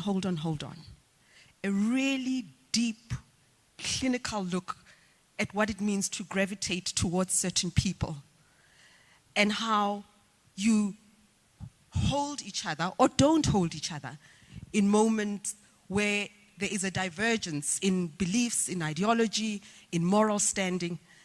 And I think that he was thinking about it precisely because of what some of you have said, that he lived a life where some friendships ended. They ended. And we ought to be comfortable with the severing of ties when what is at stake is our humanity. And we were thinking about that, but we hadn't spoken about that project in a long time because he was so supremely talented that there was a lot that he was working on at the very same time. The last thing I want to say about the friendship is exactly what you guys have said. He was a fucking gossip. Now, hold on. I say this with no judgment because I'm a fucking gossip. But here's the thing. He's gossiped about every single one of us. And you know you've gossiped about him.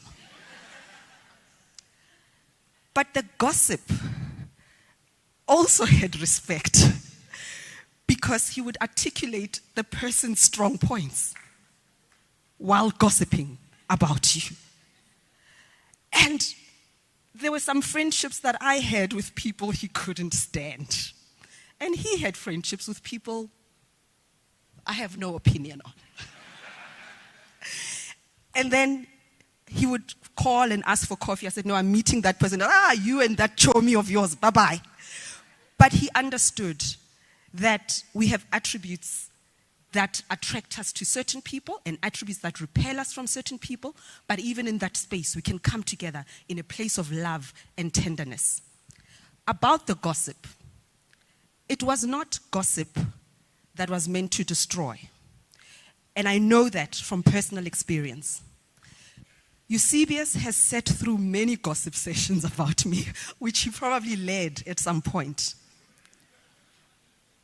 But he never came back, to me at least, and said, this one says this about you. Never. It was just a given that he's got his space that has nothing to do with me, where they dissect me, and I have my space that has nothing to do with him, where I dissect him. But this particular time, about 2 years ago, and it's important you know this, so that you don't walk out of here saying Eusebius was a gossip, full stop. There's more. There was a particular environment that he felt was not good for me. And in our conversations, after I'd made a decision to leave that space, he said, I've come to make sure, we met at Just Teddy, that you don't have second thoughts. You need to get out of that space. And he teared up, actually. He said, Eusebius, stop being so soft. Are you really going to fall apart because there's some gossip? And he said, it's not just gossip. It's a vile environment that is not good for you. No sooner have you left the door, and this is what happens. Get out of there. Because he made a distinction between harmless commentary and commentary that was meant to annihilate someone's character. And he was that kind of friend who pitched and said, get the hell out of there. And I'm grateful for that.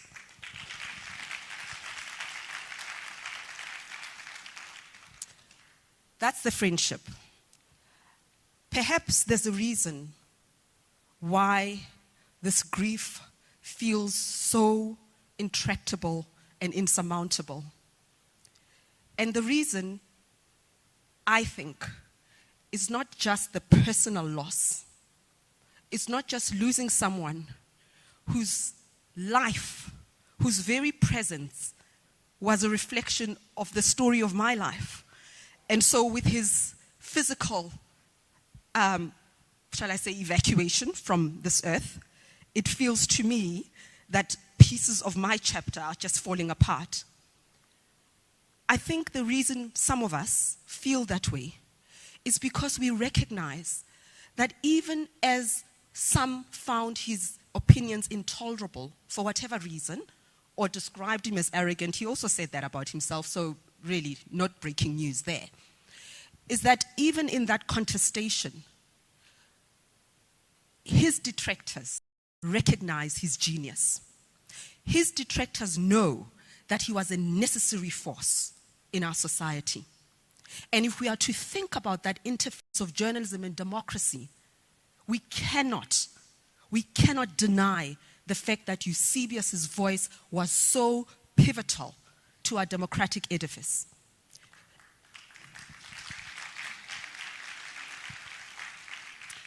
And it is not hyperbole to liken Eusebius's commentary, Eusebius's voice, to a light that shines in the darkness.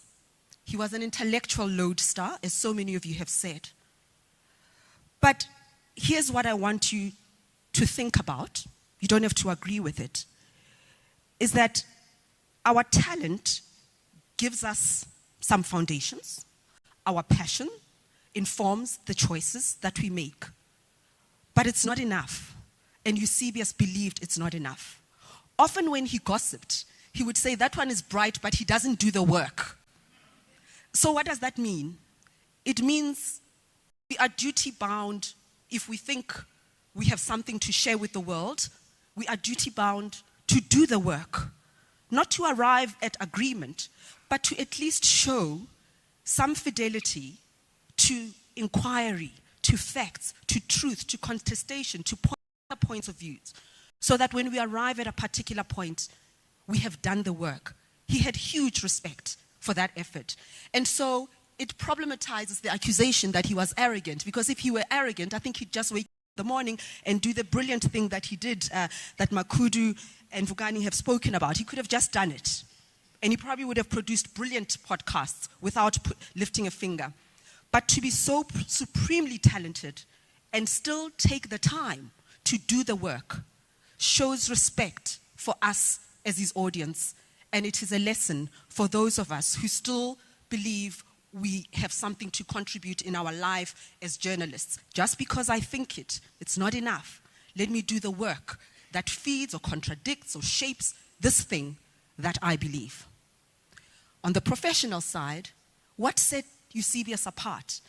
If this room is full of talented people, then why is it that he stood apart and was almost peerless?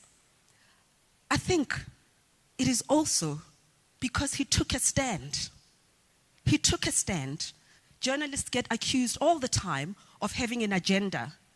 I actually think you should have an agenda. Eusebius had an agenda. He had an agenda. We can debate that another day, but here's the thing. When we live in such a fragmented society, a polarized society, where children are dying from cholera 30 years, almost 30 years into democracy, can journalism afford the luxury of detachment? Those of you who've put a foot in Western newsrooms and they debate impartiality, perhaps they can afford to insist that their journalists are impartial. I don't know that in this space, where the very notion of truth is now up for grabs, in this space where everything that's true is called fake news, just to create confusion and to make the truth indistinguishable from the lies, create a state of paralysis where nobody does anything, nobody says anything, nobody writes anything, because everyone is lying, allegedly. When you come from societies such as ours, where people are hanging by a thread, where our democracy is on a precarious balance, where the bad threatens to overwhelm the good, where toxic power relations from a gender point of view, from income point of view, race, all of that, where these determine whether people get to eat, whether people get to sleep at night. Eusebius had an agenda, and I say that without any fear of contradiction. He had an agenda. His agenda was to speak up for the underdog. His agenda was to amplify his voice against bigotry. His agenda was to put himself between that fatal strike of power and corruption. He put himself between the protagonists and those who would be victims of such a strike. That was his agenda. And his agenda was a South Africa that was progressive, that was thriving, and that was delivering for people, and that was a home to all of us. That's what Eusebius's agenda was.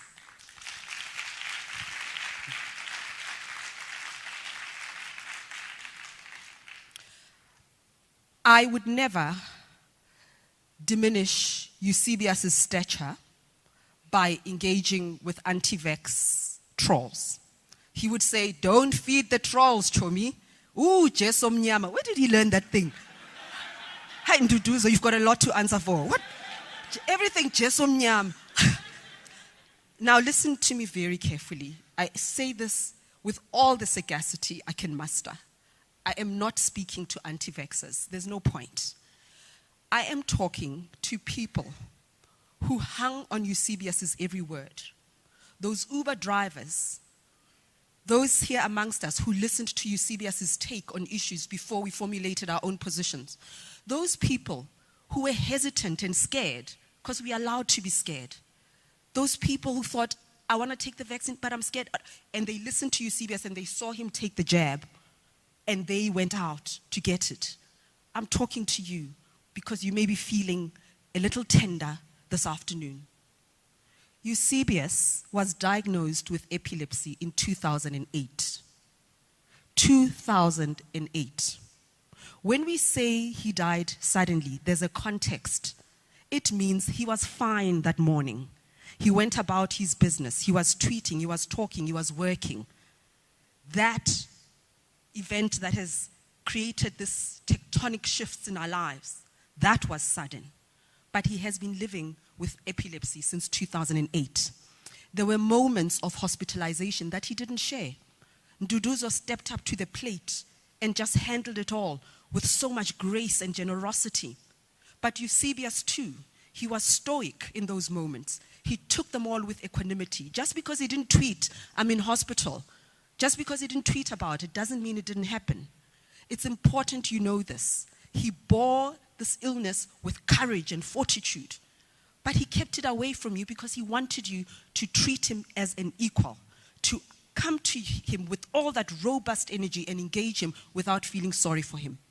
He had epilepsy since 2008. He had been hospitalized before, but none of us thought there will be that one moment where it becomes fatal. It wasn't the vaccine. So take heart, take courage, and face life with grace and dignity.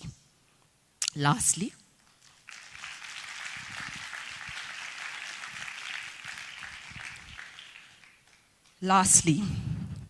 Eusebius had this funny relationship with this journalist whom I think many of us admire. She always invited him to her show when there was something around South Africa, race, and identity. And I would tell him that she's such a fan. And would say, hi, Chomi, you lie. I'm the fan. And that's what I mean, that he did have humility. This arrogance that people are talking about, well, he could not imagine that that person was a fan of his. Thought, no, it's just professional respect and they need to fill up the show. But Yubi, I've never won an argument against you. I am so proud to tell you I told you so, because this person sent me an email. Hi, Ridi. Thank you for sharing this news. I was a huge fan of Eusebius. Yubi, she was a huge fan. Says, I'm indeed shocked and deeply saddened. Eusebius was one of a kind, always a great guest, often counterintuitive, and constantly with the people of South Africa's best interests at heart. I send you my deepest condolences and sympathies on the loss of your friend, and please pass my sympathies to his family. May Eusebius rest in peace. I will miss him. That's from Christiana Manpour.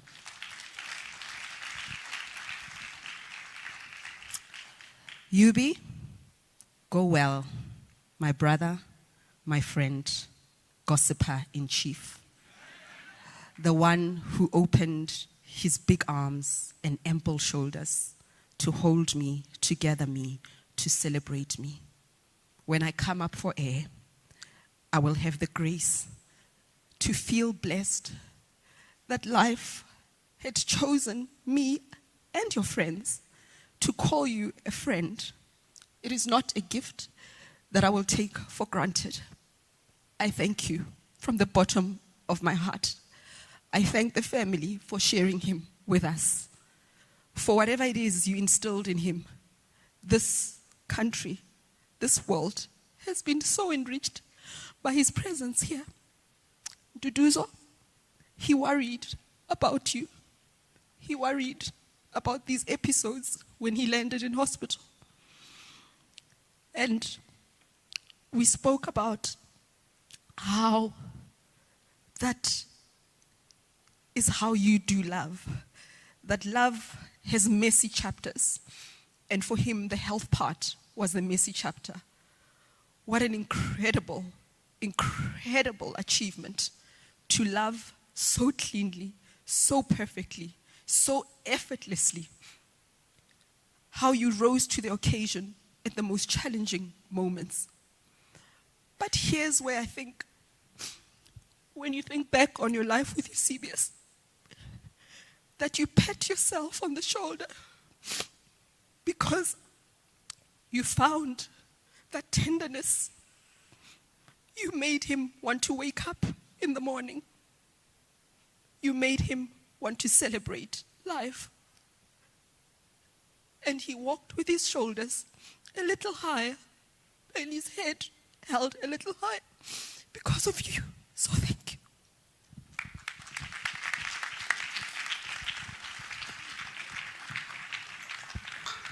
I first met Eusebius, or UB as we all knew him, at university back in 1997. We stayed in the same residence and became quite close with a group of friends. So 26 years is a lot to put into a message about everything that we've learned from Eusebius. Unlike most, he believed in and followed his passions. That passion included both the pursuit of academia, but also a love for life in general. He once said, never let your degree get in the way of your education. By that he meant, even though things like degrees are important, it's about how you apply those instruments in both your life and the lives of others to essentially improve their well-being. He's used his love for books, both reading and as an author, his academic pursuits, his journalism, to become a voice that sought to deepen our democracy, as well as became a voice for the marginalized, especially within the LGBTQ community. More personally, within the family, he was also the godfather for our sons, and they definitely loved him and missed him. He ignited a passion within them for reading, but also became that uncle that bought them the expensive gifts on their birthdays. We love him, we miss him, and we will carry him within our hearts, and the lessons that we've learned from him within life. So go well, my friend. Hi, Yubi. This is so devastating, your sudden passing. Words eludes us. And as a family, we are totally devastated. You are so missed. I remember this skinny kid at St. Mary's School. In actual fact, your dad and I, we spoke about so many things, and one of the things that came out was how skinny you were. You actually looked like a question mark. And oh yeah, for some people, they don't know your nickname was Opas because of your big mouth that time already. I remember how Auntie Helen, your other mother that raised you, she went to Sister Monica, and the two of them made sure you went out of the confines of St. Mary's. And the rest is history. I remember when I saw you the last time, or the first time I saw you again after so many years. You guys look like serious bouncers. You were literally double my size, you and Dudu. And I know now why Gail became such a good cook. She fed you a lot. Yeah, she tested all the recipes on you and you never said no, eh? You had a zest for life. You lived life to the max. And that God-given talent God gave you, your mind, you used it to the max. And that's what I can give you. You had zest for life. You lived life as if there wasn't a tomorrow. And wherever you went, you rubbed off of people. You stood for two very fundamental things, and that is justice and equality. And it's legacy. That's legacy that you left in so many people's lives. Your dad, after your brother's passing, as I recall, after having this long chat with him, he said he was also devastated by your brother's passing, and you just came in there. So Yubi, we love you, we miss you. From the Stevens family, Aiden, Geneva, Marilyn, they all miss you. Jody, Mandy. Yeah, there's so many people, and you'll always be missed and loved. Thank you for being an amazing person. Okay, bye.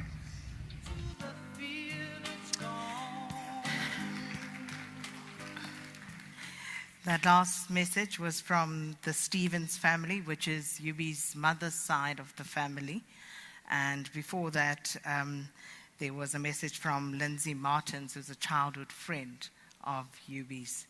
Now, you know, Aridi spoke about Eusebius's fans, and when I was at Metro FM, the show after mine was Eddie Zondi. And Eddie was such a huge Eusebius fan. He was such a groupie. And he used to come in early before his show started. He always listened to the show, but when Eusebius was the guest, Eddie Zondi used to make sure that he was there early so he could, you know, rub shoulders with Eusebius before his show. So he had so many fans and so many people who really, really admired him. And then, really, the illness. And you're so right. And I vividly remember the day when he first told me. I think we were coming from the ANC's policy conference. Not too sure which year, but around that sort of time that you mentioned. And we had just gotten onto the N1. And he says, "Friend, I need to tell you something." And so he proceeds to tell me, but it was such a vulnerable moment, and I've never spoken to anyone about it. Because as you say, he didn't necessarily want people to pity him. You know, he wanted people to just treat him normally. And I'll never forget that day, because that was probably the most vulnerable that I'd ever seen you be. Because he spoke about his diagnosis, he spoke about the medication and the complications that came with that. And of course, he spoke about, you know, life going forward and the things that he worried about. And then one day, he told me about this guy. And I was like, Eusebius McKaiser, is this the one? And he says, "Friend, this is the one." And I said, "Are you sure? Is this the one?" And he says, "Friend, this is the one. And there's never been anyone else after that." Nduduzo, please come up.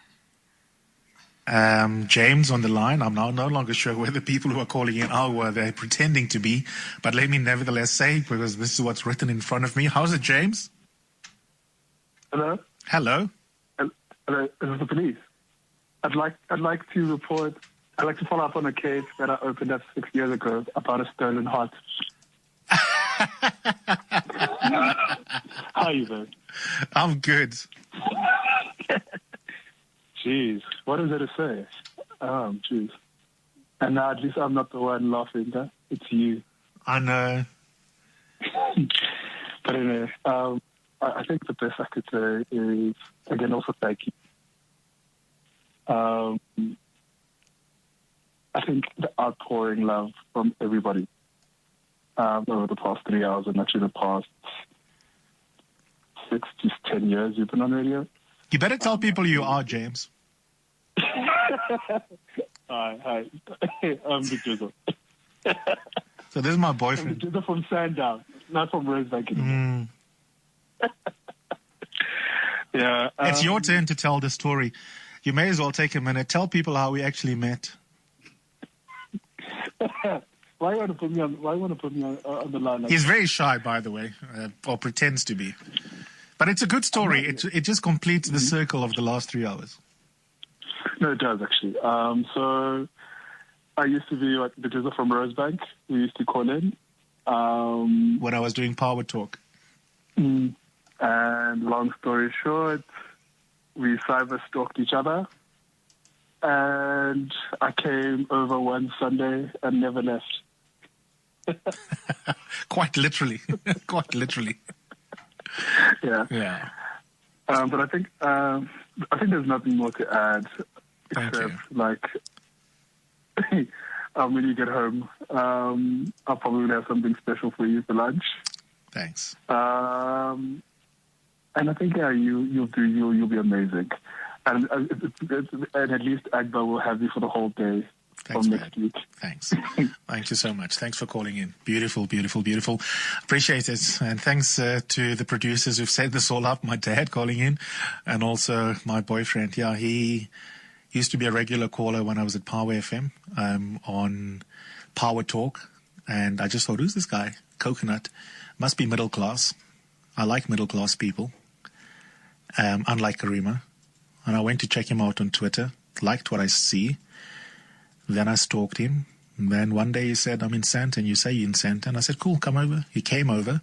Oh, within a week of him and I meeting, we moved in together. And we've been together ever since 6 years later.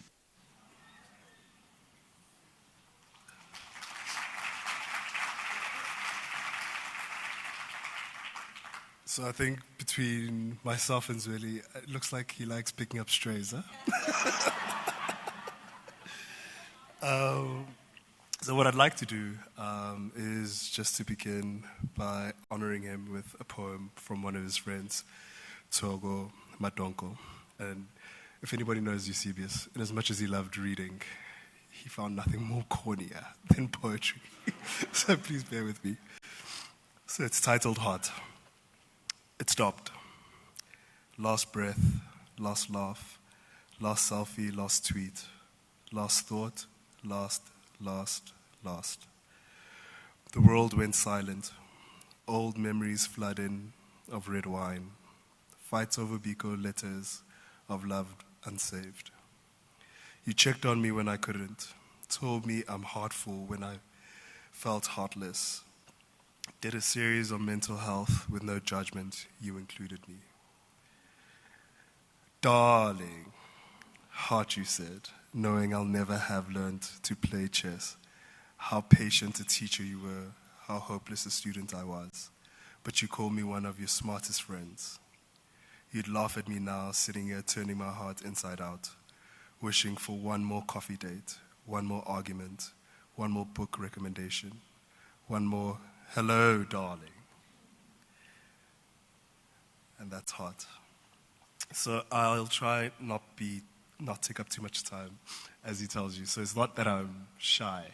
I think I'm just a man of few words.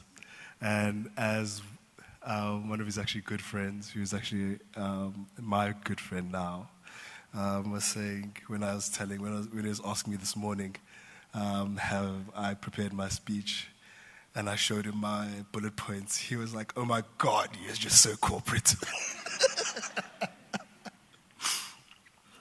But anyway, I think from my side, I just would love to say to Eusebius, finally, I get to give you uninterrupted feedback. But in my feedback model, I won't use what the firm has to say, what the firm used to teach you. as you heard in the clip, we met. I was a media analyst for a small firm in Rosebank, and that's where I used to call in. And true to what he said, we sort of moved in almost like after a week. And I remember telling him within the second week that I thought he was my soulmate. And being the logical person he was, he told me not to be irrational.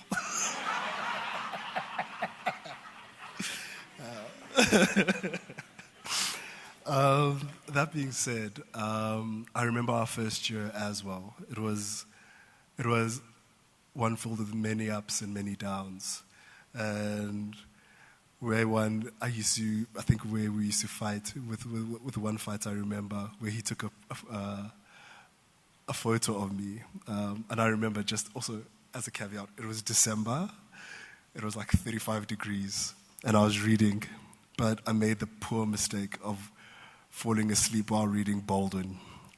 And to this day, I don't think I've ever been forgiven. And thereafter that, with year after year, and anybody who's been close to Eusebius would know, he didn't really love celebrating birthdays or Christmas. And unfortunately, that's a fundamental part of my life. And it's not because I'm really religious, because ironically I'm not, but it's because I believe in celebrating moments. And it's one of the things, as many people who've come before have been saying, he allowed.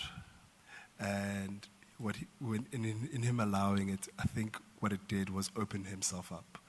And that's how I knew and came to love his vulnerable side, and which I came to appreciate. And as you all know from the stubbornness, within that first year as well, one of the biggest shocks of my life as well. And I think, to Reddy's point, this is only middle class or affluent people act like this. I think we had been dating for 3 months, and he quit at Power. And for the life of me, I'm like, what are you going to do for money, bruh? And he was just like, no, don't worry. But what I found really remarkable was, even in that low point, I wouldn't even call it a low point, but in that trying time, he still found time to help his sister with her wedding. And that was, I think, the first time I was also introduced to the McKaiser family and the Stevens family. And I can proudly say, I know that where that love comes from is what actually made him. And one more thing, I think, from one of the downs, is from people who also know him, is I can proudly say, as of last month, he's already one-upped me in terms of losing cell phones. And anybody who knows him and his relationship with Melville, they'd know every Sunday morning he'd be up at Vodacom with a hangover, asking them for a new cell phone. And they'd more than lovely obliged. But then I think there's also the ups. And I think with the ups, again, it resonates back to you, Vugani, and Joanne and Reddy, is the gossiping, right? And I guess with me, I got the pleasure of having the pillow talk.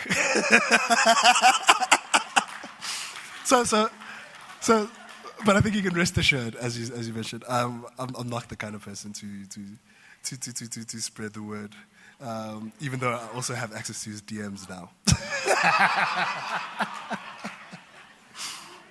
But most importantly, I think for me with the ups, what I'll miss the most are our Sunday nights and our rituals.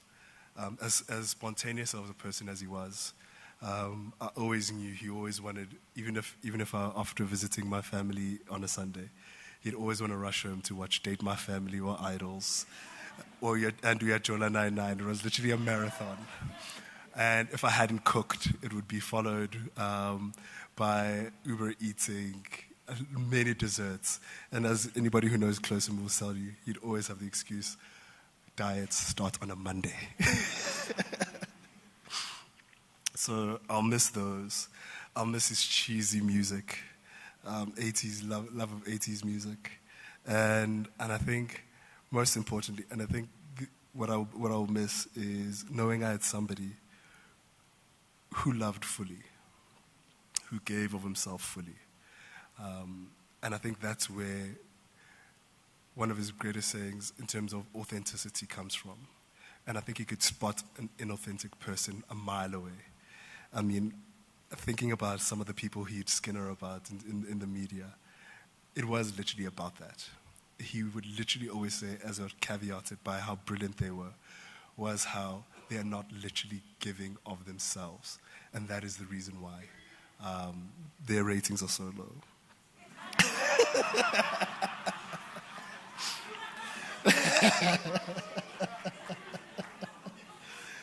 But what I'll also miss, I think that will break my heart the most, is I'll miss walking in from work and not seeing him on that couch on his phone. As anybody who knows him, he was glued to that phone.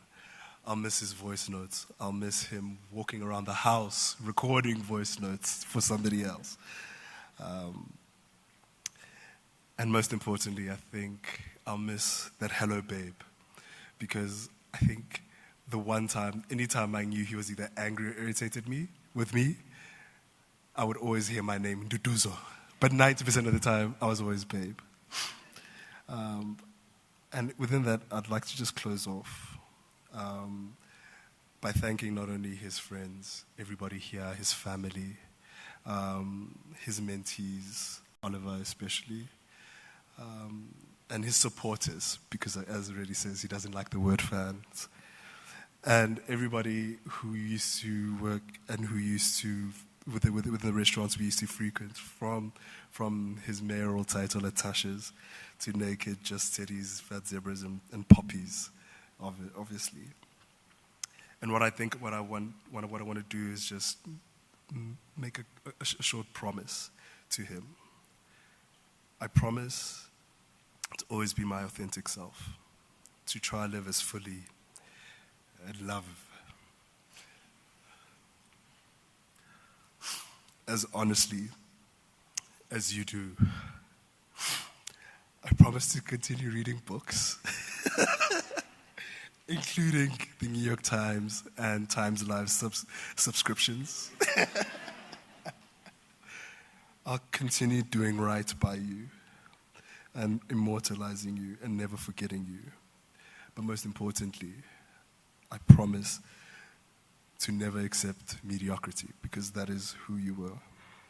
Thank you. Has come. The mists have gone. We see in the distance our long way home. I was always yours to have. You were always mine. We have loved each other in and out of time. When the first stone looked up at the blazing sun, and the first tree struggled up from the forest floor, I had always loved you more. You freed your braids, gave your hair to the breeze. It hung like a hive of honeybees. I reached in the mass for the sweet honeycomb there. God, how I loved your hair. You saw me bludgeoned by circumstance, lost, injured, hurt by chance.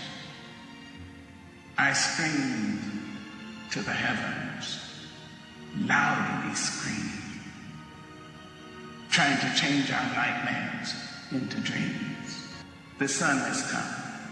The mists have gone. We see in the distance our long way home. I was yours to have, and you were always mine. We loved each other in and out, in and out, in and out of time. And that, ladies and gentlemen, is how we come to the end. Thank you so much. Thanks so much to the family for allowing me this honor for Eusebius today. And thanks to everybody who spoke today, who wrote tributes, everybody who knew and loved Eusebius throughout the years. And as Nduduzo says, may we go forward living more nobly in honor of UB. And I am going to call UB's cousin, Eusebius McKaiser, but before that, I just want to call up Dinesh, Megan, Nolwazi, Oliver. I know you guys didn't know this, but please, if you will, because I think these are the people who made sure all of this happened here today. And please come up. Get to me sooner or later.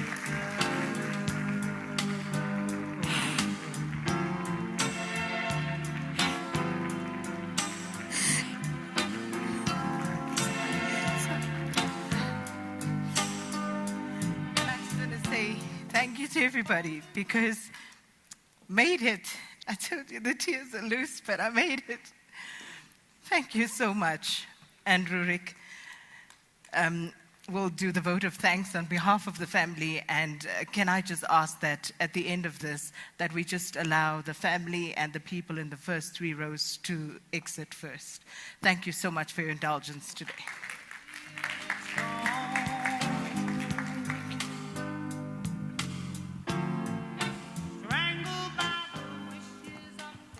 Oh, I see what they say about the lights. I should have brought my sunglasses. Ndumiso said Eusebius told him it's McKaiser. So I am Eusebius McKaiser for today, in honor of Eusebius McKaiser. First of all, on behalf of the McKaiser family, the Stevens family, and the complete Eusebius tribe, I've been asked to express a vote of thanks. Thank you to everyone being present here. And now my tears are all of a sudden very loose. Can I blame Sakina? Thank you for gifting us with your time, for those that have made it here, and for those that are tuning in, for those that have traveled quite literally around the world. Thank you for gifting us with your time. As the great Peter Drucker once said, time is our most perishable resource. Thank you for blessing us with your presence and being here. As a prologue, I want to start off with an apology. Eusebius was just absolutely meteoric in the giant that he was, and in us. Okay, thank you. It's not every day that I get an important person, of course on TV, coming to make my gadgets cool. So just as a prologue, I want to start off with an apology. There will be names that the Stevens family and the McKaiser family and the Nyanda family will have forgotten. Please know that that is not from a place of malice. We ask that you forgive us in anticipation and just hold us in compassion, and know that those that we have forgotten to specifically mention, that those thank yous are there all the time. I want to say a big thank you to Arena Holdings and Times Live and the complete technical team for the magic that they have made. I'm just realizing why I'm struggling. Now that I'm on the wrong side of 50, I must have my right glasses to read.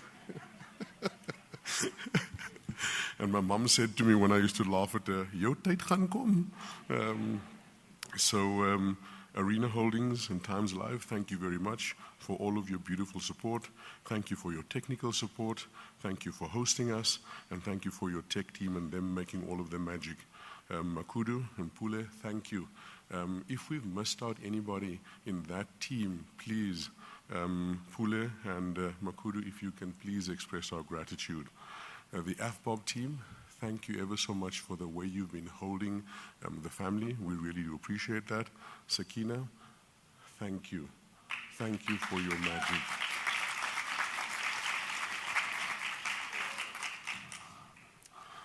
What we have done on Tuesday past when Uncle Don and Auntie Len landed, that group, I want to call them the Dinesh and Jackie team.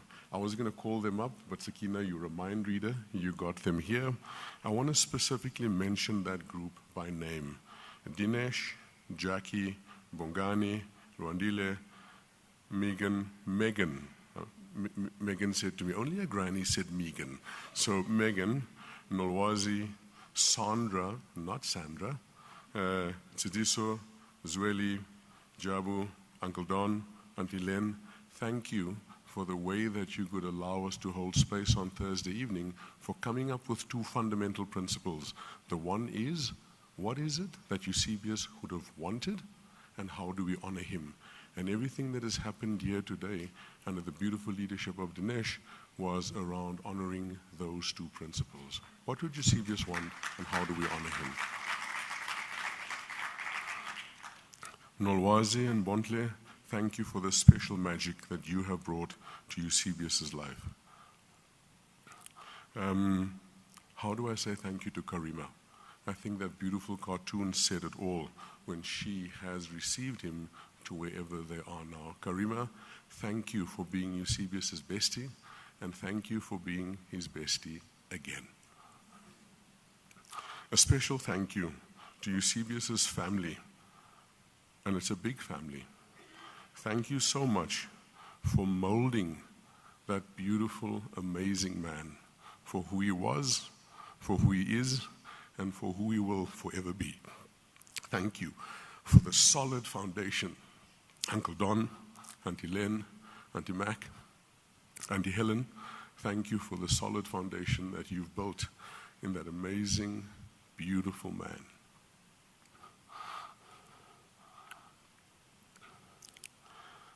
For the passions in Eusebius's life, I will just briefly, chronologically touch on it. His formative years in Grahamstown, and if you go into the cathedral, there's a cathedral in the middle of the town, an Anglican cathedral, there's a map in it. It's the same place where I was born, along Albany Road. It's referred to on that map to date as Hottentot's location. In the formative years that Eusebius has managed to spend in Grahamstown, his primary school days at St.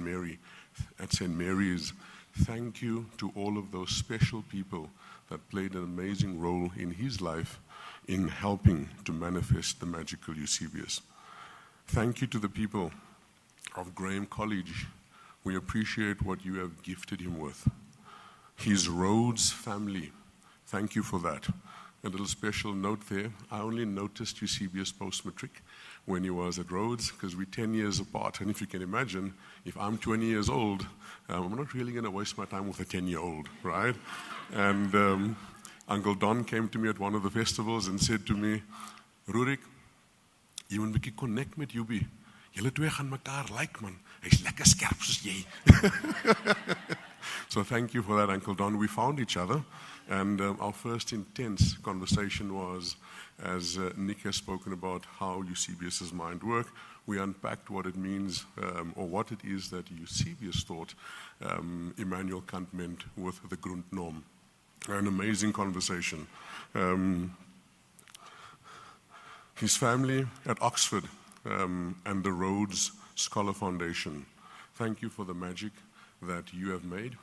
I think, Nick, I differ from you. I think that year when the two of you went, it was probably their best ever crop that they could harvest. The professional family and the media world, thank you for affording Eusebius the privilege of being and becoming who it is that he is and that he was. And I had that same privilege when I asked Eusebius, Nick, so what are you going to do now that you're back? So he said, do you know Tim Sebastian? I said, yeah, I do. He said, I'm going to be South Africa's Tim Sebastian. His hobby, his love of reading, his fitness. James, thank you for taking care of Eusebius in that magical way as his fitness guru. I think of how it is that Angela supports Lewis Hamilton and how you supported Eusebius. Thank you for that. Those that supported him on his amazing journey within the LGBTQ community, thank you for that. Thank you for allowing him to be himself without glorifying him as a poster child, but seeing his humanity. Thank you to the lady from MENA that spoke here. I know how Eusebius was very passionate about that.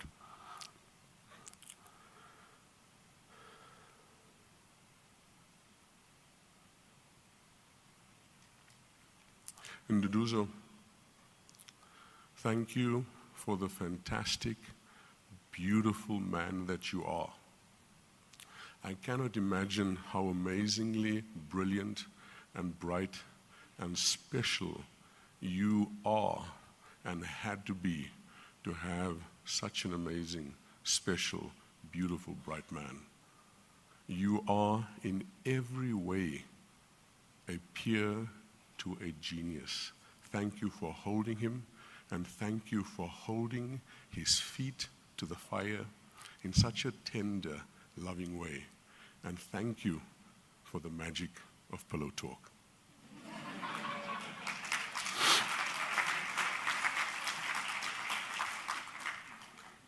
I want to loop back to Uncle Don, Auntie Len, Auntie Helen, Auntie Mac, the Stevens family, the McKaiser family.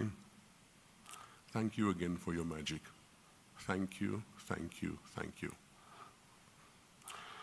The final thank you is to Eusebius.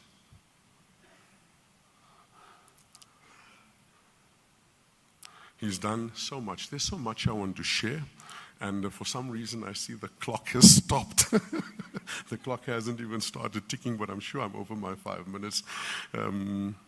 So Eusebius, thank you for the amazingly special human being that you are.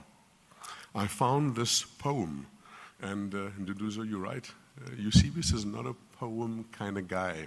So now that I know he can't bash me down, I will share the poem.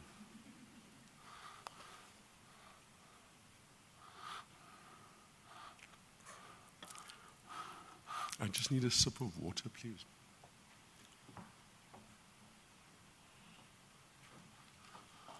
It's a short one. It's a short poem. So this is not that I'm drinking a sip because it's a long poem.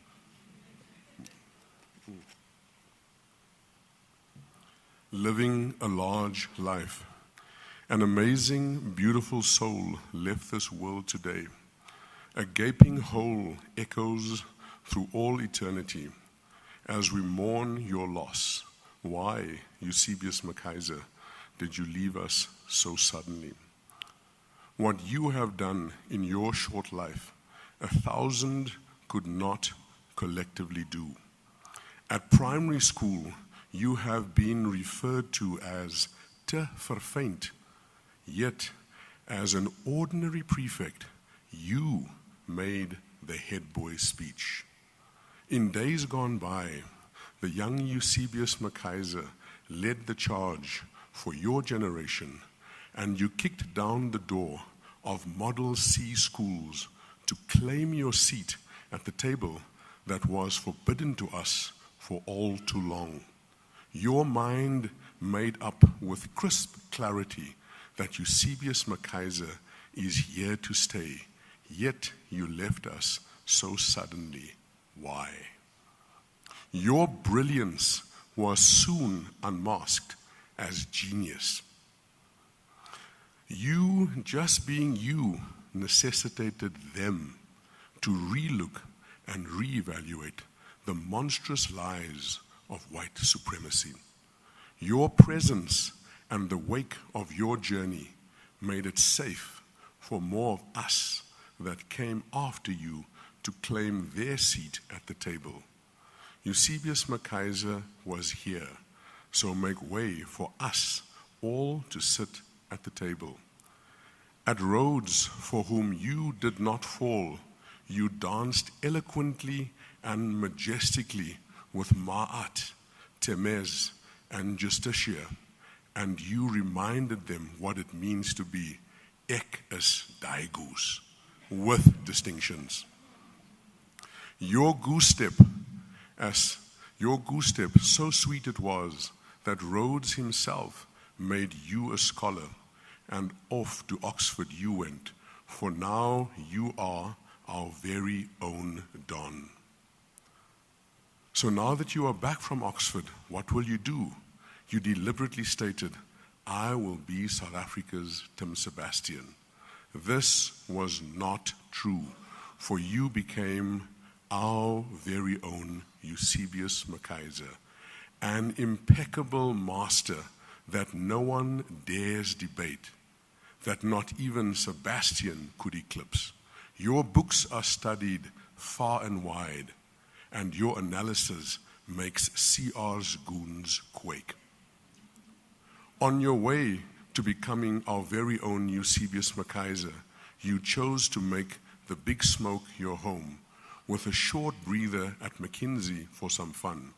You have surpassed Olympus, and as a force of nature, you carry your Titan's robe with elegance and grace, as all true Titans do. So now you are an ancestor. The three brothers united, embracing as one. You have hung up your golden gloves too soon. Please keep a watchful eye over us all, for Azania must not fall. May your golden gnome, may your garden gnome bless you forever. Oh, dearest God, we miss you, our Titan. Amen, amen, amen. Thank you. Okay, let's dance into the weekend and out of the show. Thank you to every producer, every listener. Thank you, thank you, thank you, politicians that have allowed me to hold you accountable, other powerful people. What is there left to say other than thank you for many years of fantastic radio on the 702 platform. I'm going nowhere. I'm shifting platforms. I'll tell you on social media over the next couple of weeks. But in the meantime, let's jam to Jerusalem.